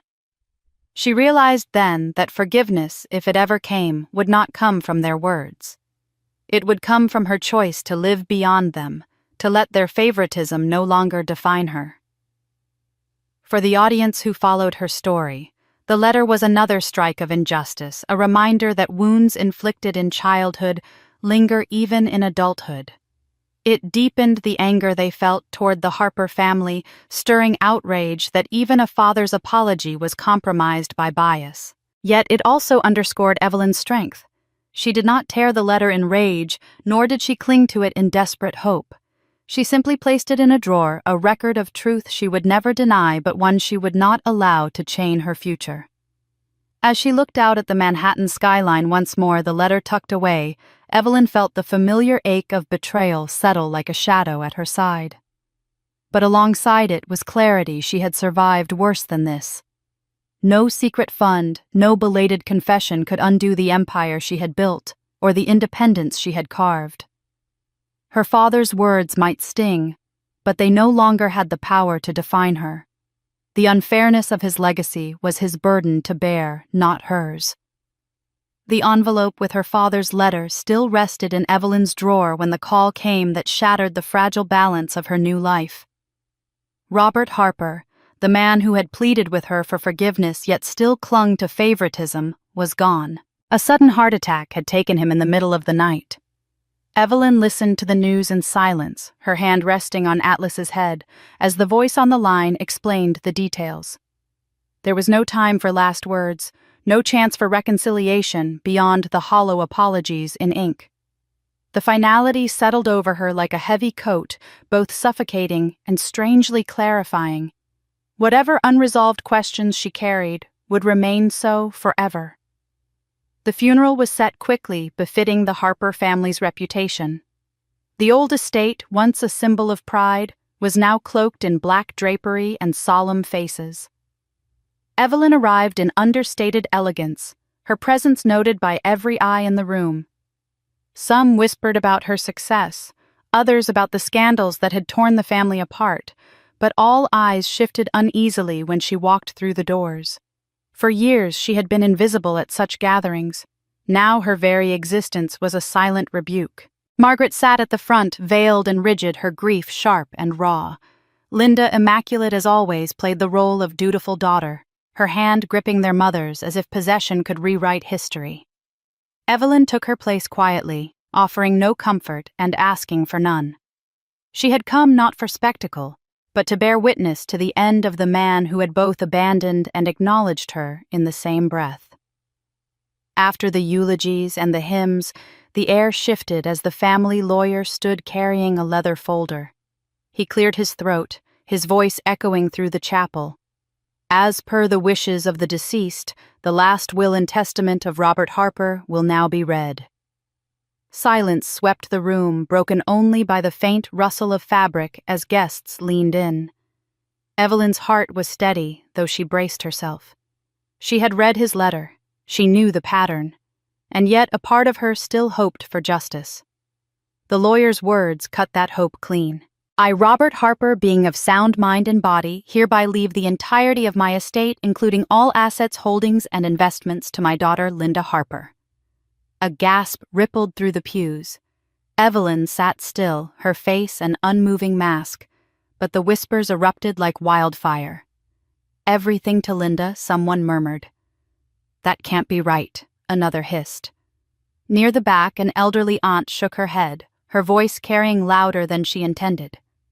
Evelyn deserves more than anyone. She's the one who made something of herself." The words hung in the air, a stark contrast to the lawyer's formal decree. Linda straightened in her seat, chin lifted with triumph, though her eyes flicked nervously toward her sister. Margaret's lips pressed into a thin line, her expression unreadable. Evelyn rose slowly, smoothing the fabric of her dress. She felt the stares of every guest pressing into her, waiting for a reaction, a scene, an outburst. But she gave them nothing. Her eyes, sharp and clear, met the lawyer's for a moment, then her mother's, and finally Linda's. In that gaze was no plea, no defeat, only resolve. She turned and walked out, her heels clicking against the stone floor, each step measured and sure. Outside, the crisp air hit her face, carrying the scent of autumn leaves. She breathed deeply, feeling the weight of injustice settle, and then slide away. The will was yet another insult, another confirmation that no matter what she achieved, her family's loyalties had never been hers to claim. But she was no longer the young girl cast out into the cold.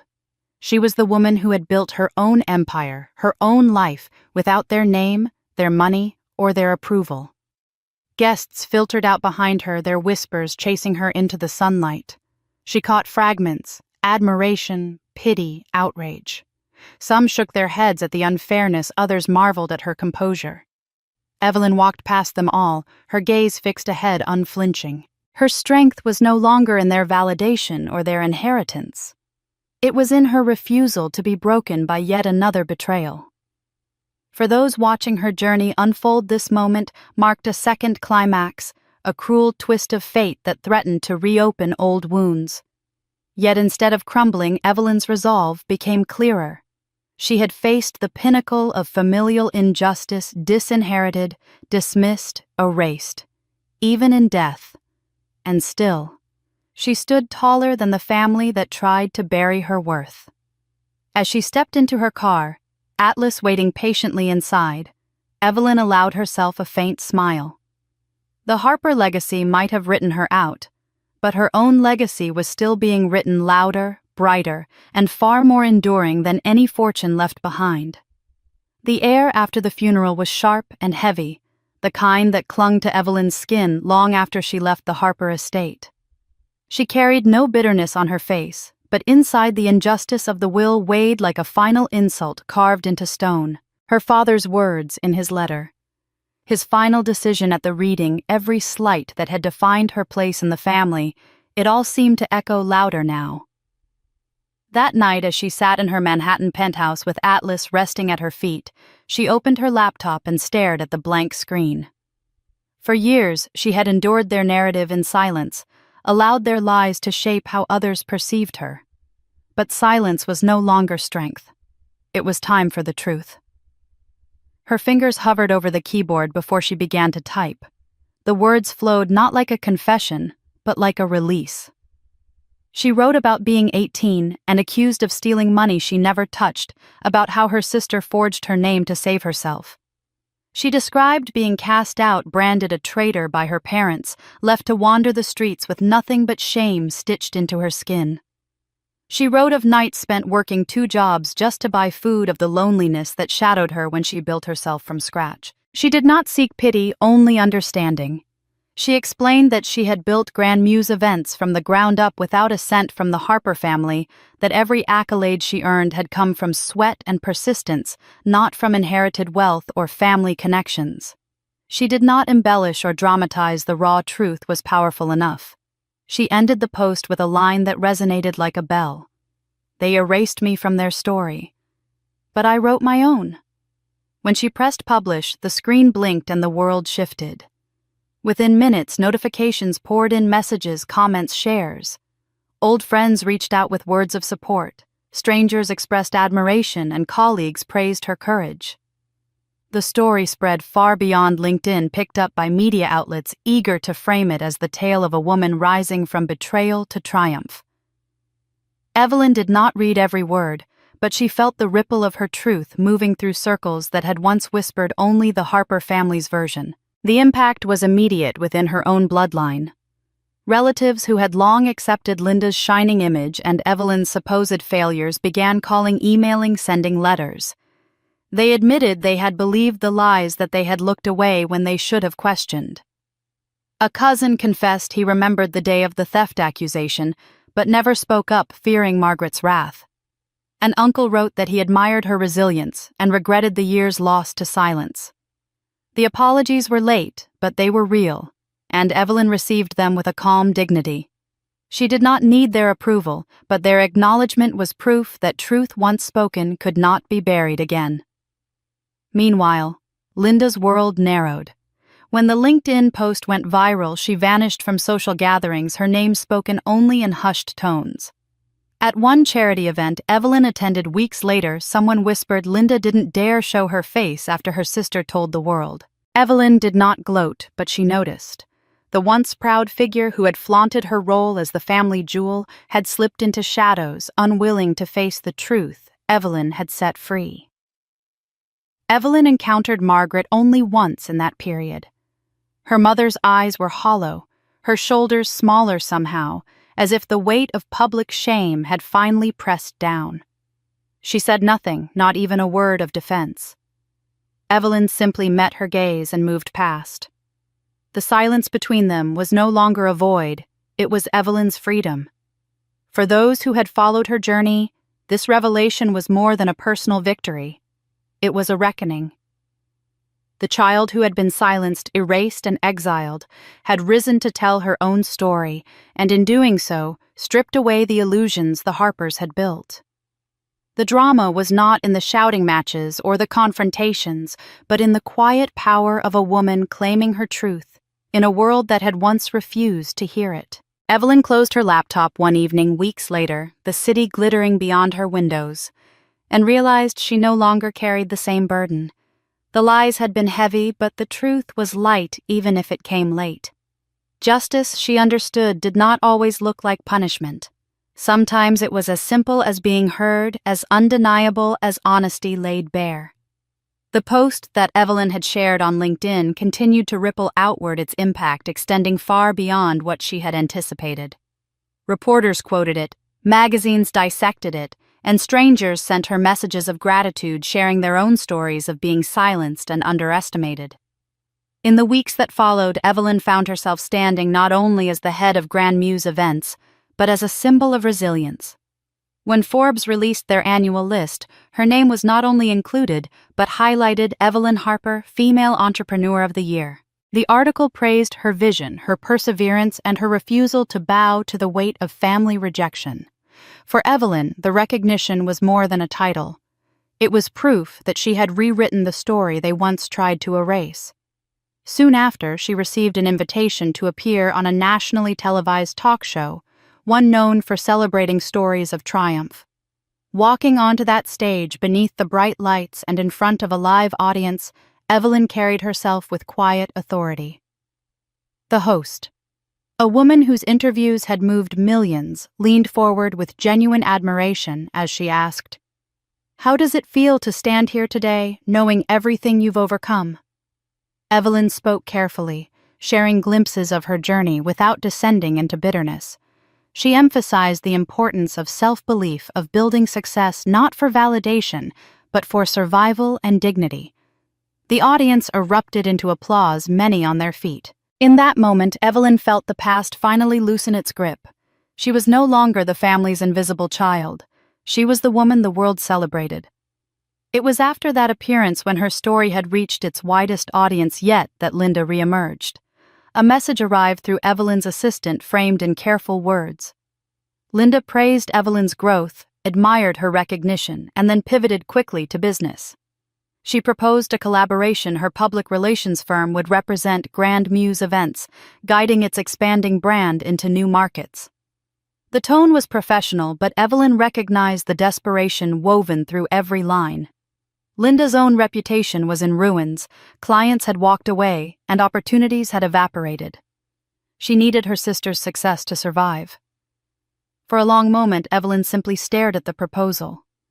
There was irony in it, almost comical in its audacity.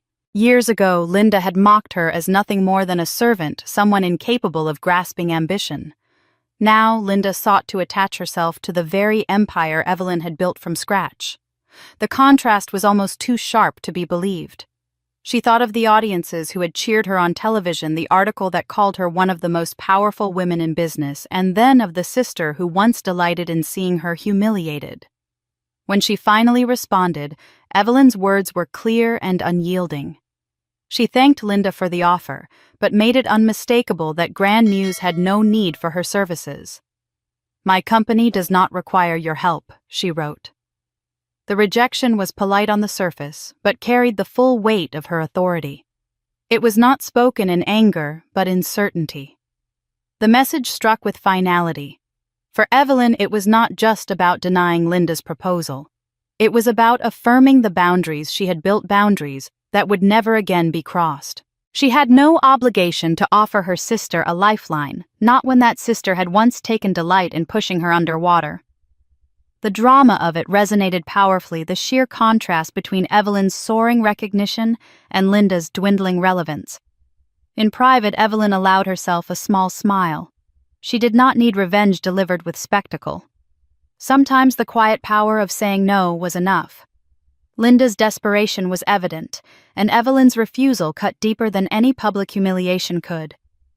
The world was watching Evelyn rise while Linda, once the favored daughter, was left scrambling for survival. The audience who followed Evelyn's journey would see this as another twist, one that deepened the sense of justice. Evelyn's victories were no longer just personal, they were symbolic. Each recognition, each award, each refusal to bend to family manipulation painted a sharper picture of her strength. Linda's decline, juxtaposed with Evelyn's ascent, highlighted the inevitable truth: favoritism and deceit could never outlast perseverance and dignity. The rejection from Evelyn had landed like a stone on Linda's already fractured career.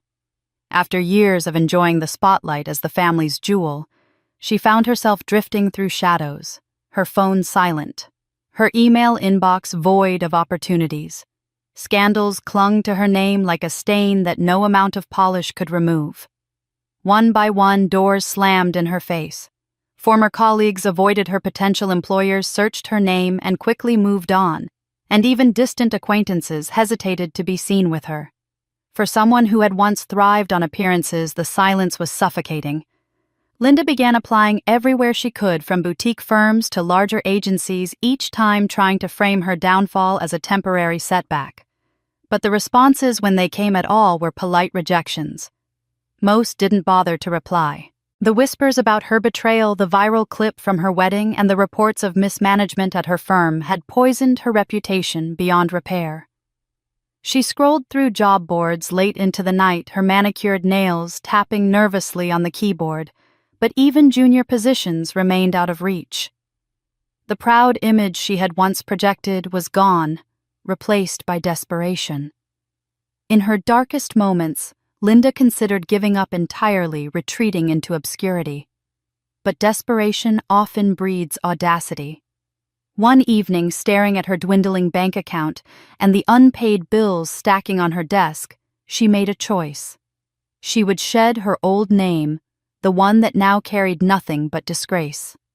She filled out applications under the alias Laura Hart, crafting a new identity with a resume that highlighted her skills while omitting the scandals.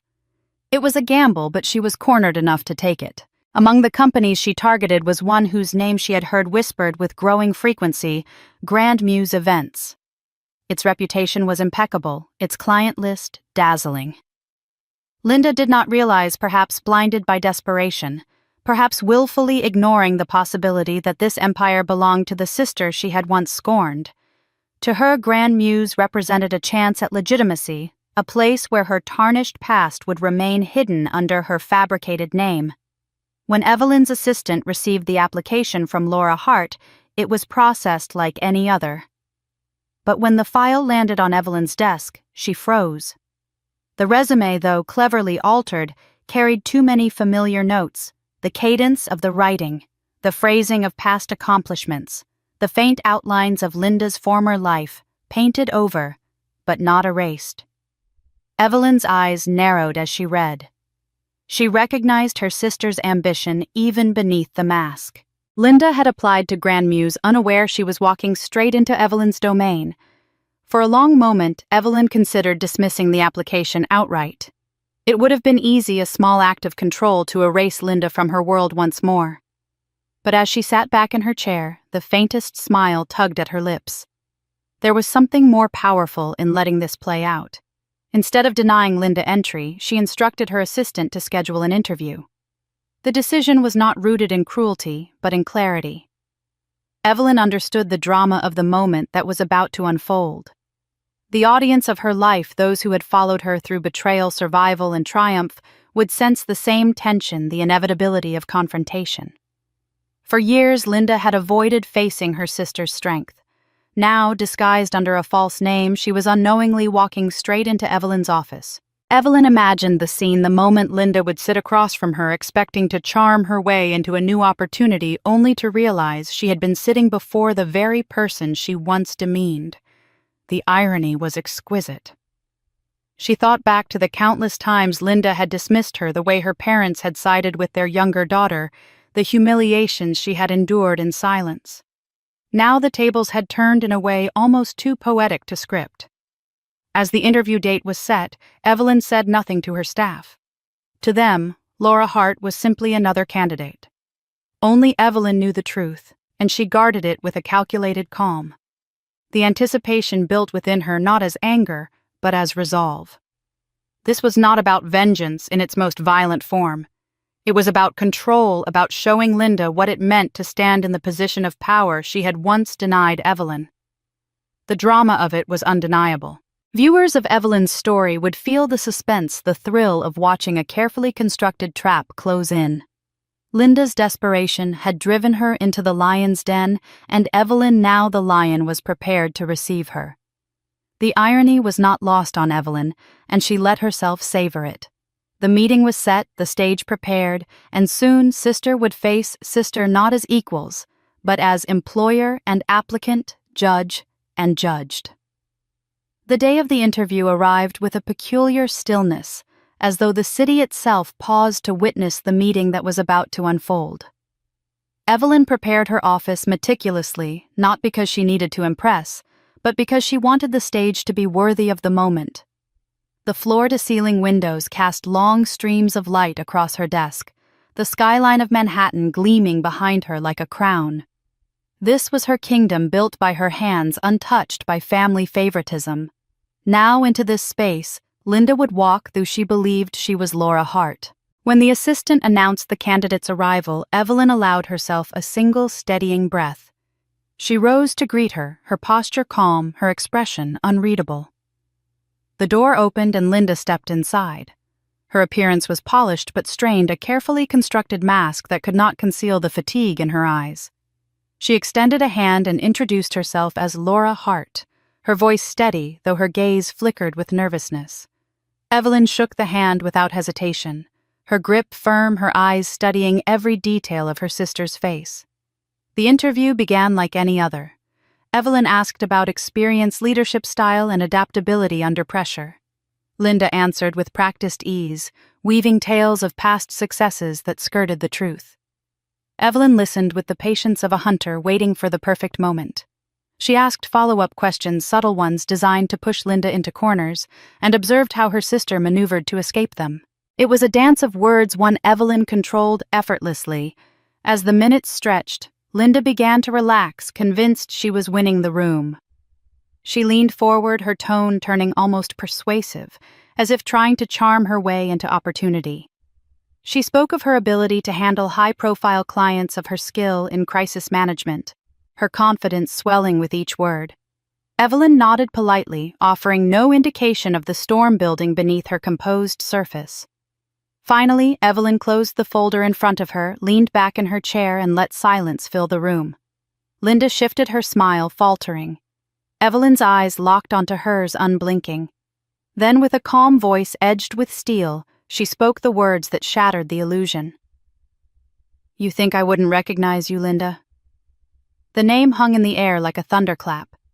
Linda froze her face, draining of color, her lips parting in shock. The persona of Laura Hart crumbled instantly, replaced by raw panic.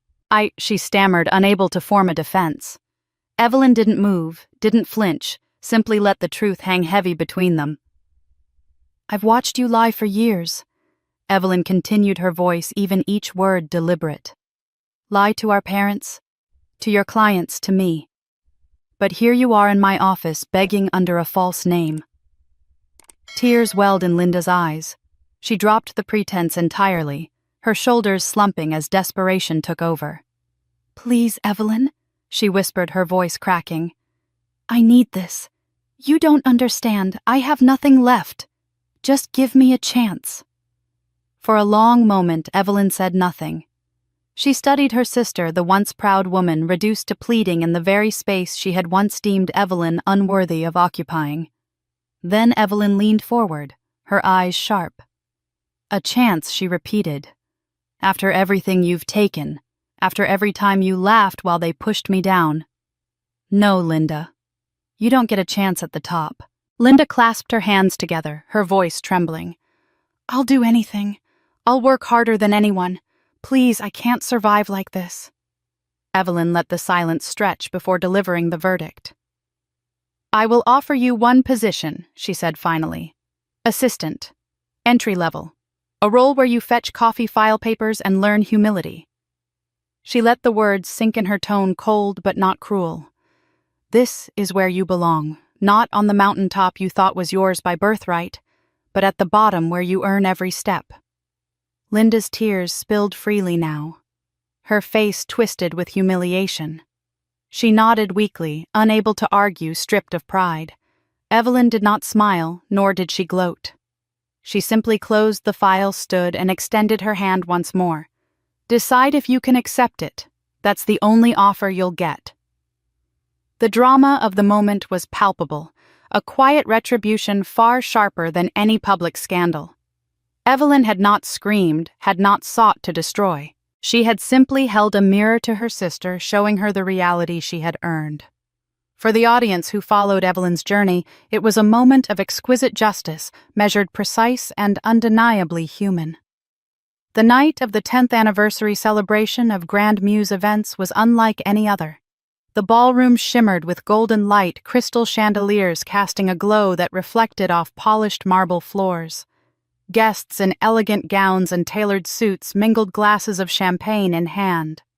Their conversations a hum of admiration for the company Evelyn had built from nothing. The room was filled not only with clients and partners, but also with employees who had stood beside her through the years, people who believed in her vision when no one else did. The celebration was more than an event. It was a declaration that Grand Muse was not just surviving, but thriving, a testament to resilience and grit. Evelyn stood near the center of it all, dressed in a sleek gown of midnight blue that mirrored the night sky beyond the windows. Her presence radiated quiet authority, every gesture deliberate, every word spoken with poise. She had addressed countless crowds over the years, but tonight carried a special weight. It marked not only the company's success, but her own liberation from the chains of the past. As the evening reached its peak, the music softened, and the clinking of glasses fell silent. All eyes turned to Evelyn as she stepped onto the small stage, a champagne flute in her hand. She looked out across the sea of faces, her employees smiling with pride, her partners nodding with respect, and her heart swelled with something she had rarely allowed herself to feel: peace. She raised her glass, her voice steady, carrying through the hall. I am no longer a servant. I am a CEO, and I live true to my values. The words rang out like a vow, one that resonated deeply with everyone who had followed her story, whether in that room or beyond. The applause was immediate and thunderous, filling the space with energy. Yet in the corner, nearly hidden among the staff, clearing plates and replenishing glasses, stood Linda. Her uniform, plain and unremarkable, was a sharp contrast to the elegance that filled the room. Her posture slumped. Her eyes cast downward, she moved silently with a tray balanced in her hands. She avoided Evelyn's gaze, as though unable to face the sister she had once sought to overshadow. The reversal was stark.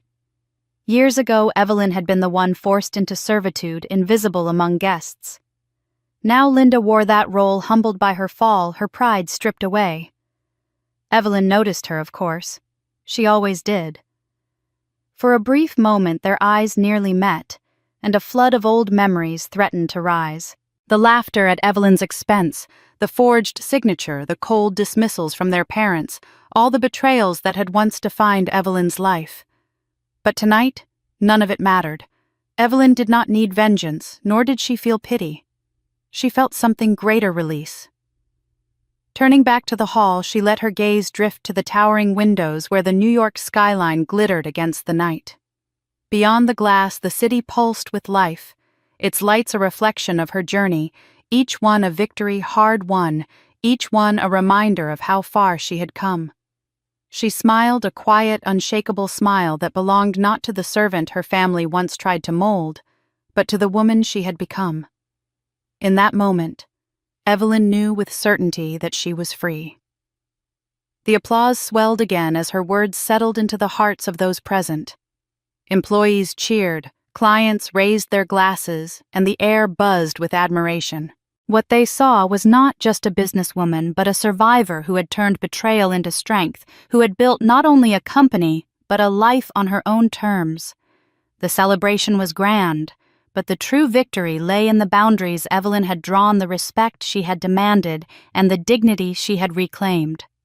As the evening carried on, Evelyn moved through the room greeting guests and sharing laughter while Linda faded further into the background, her presence a quiet reminder of the cost of cruelty and arrogance.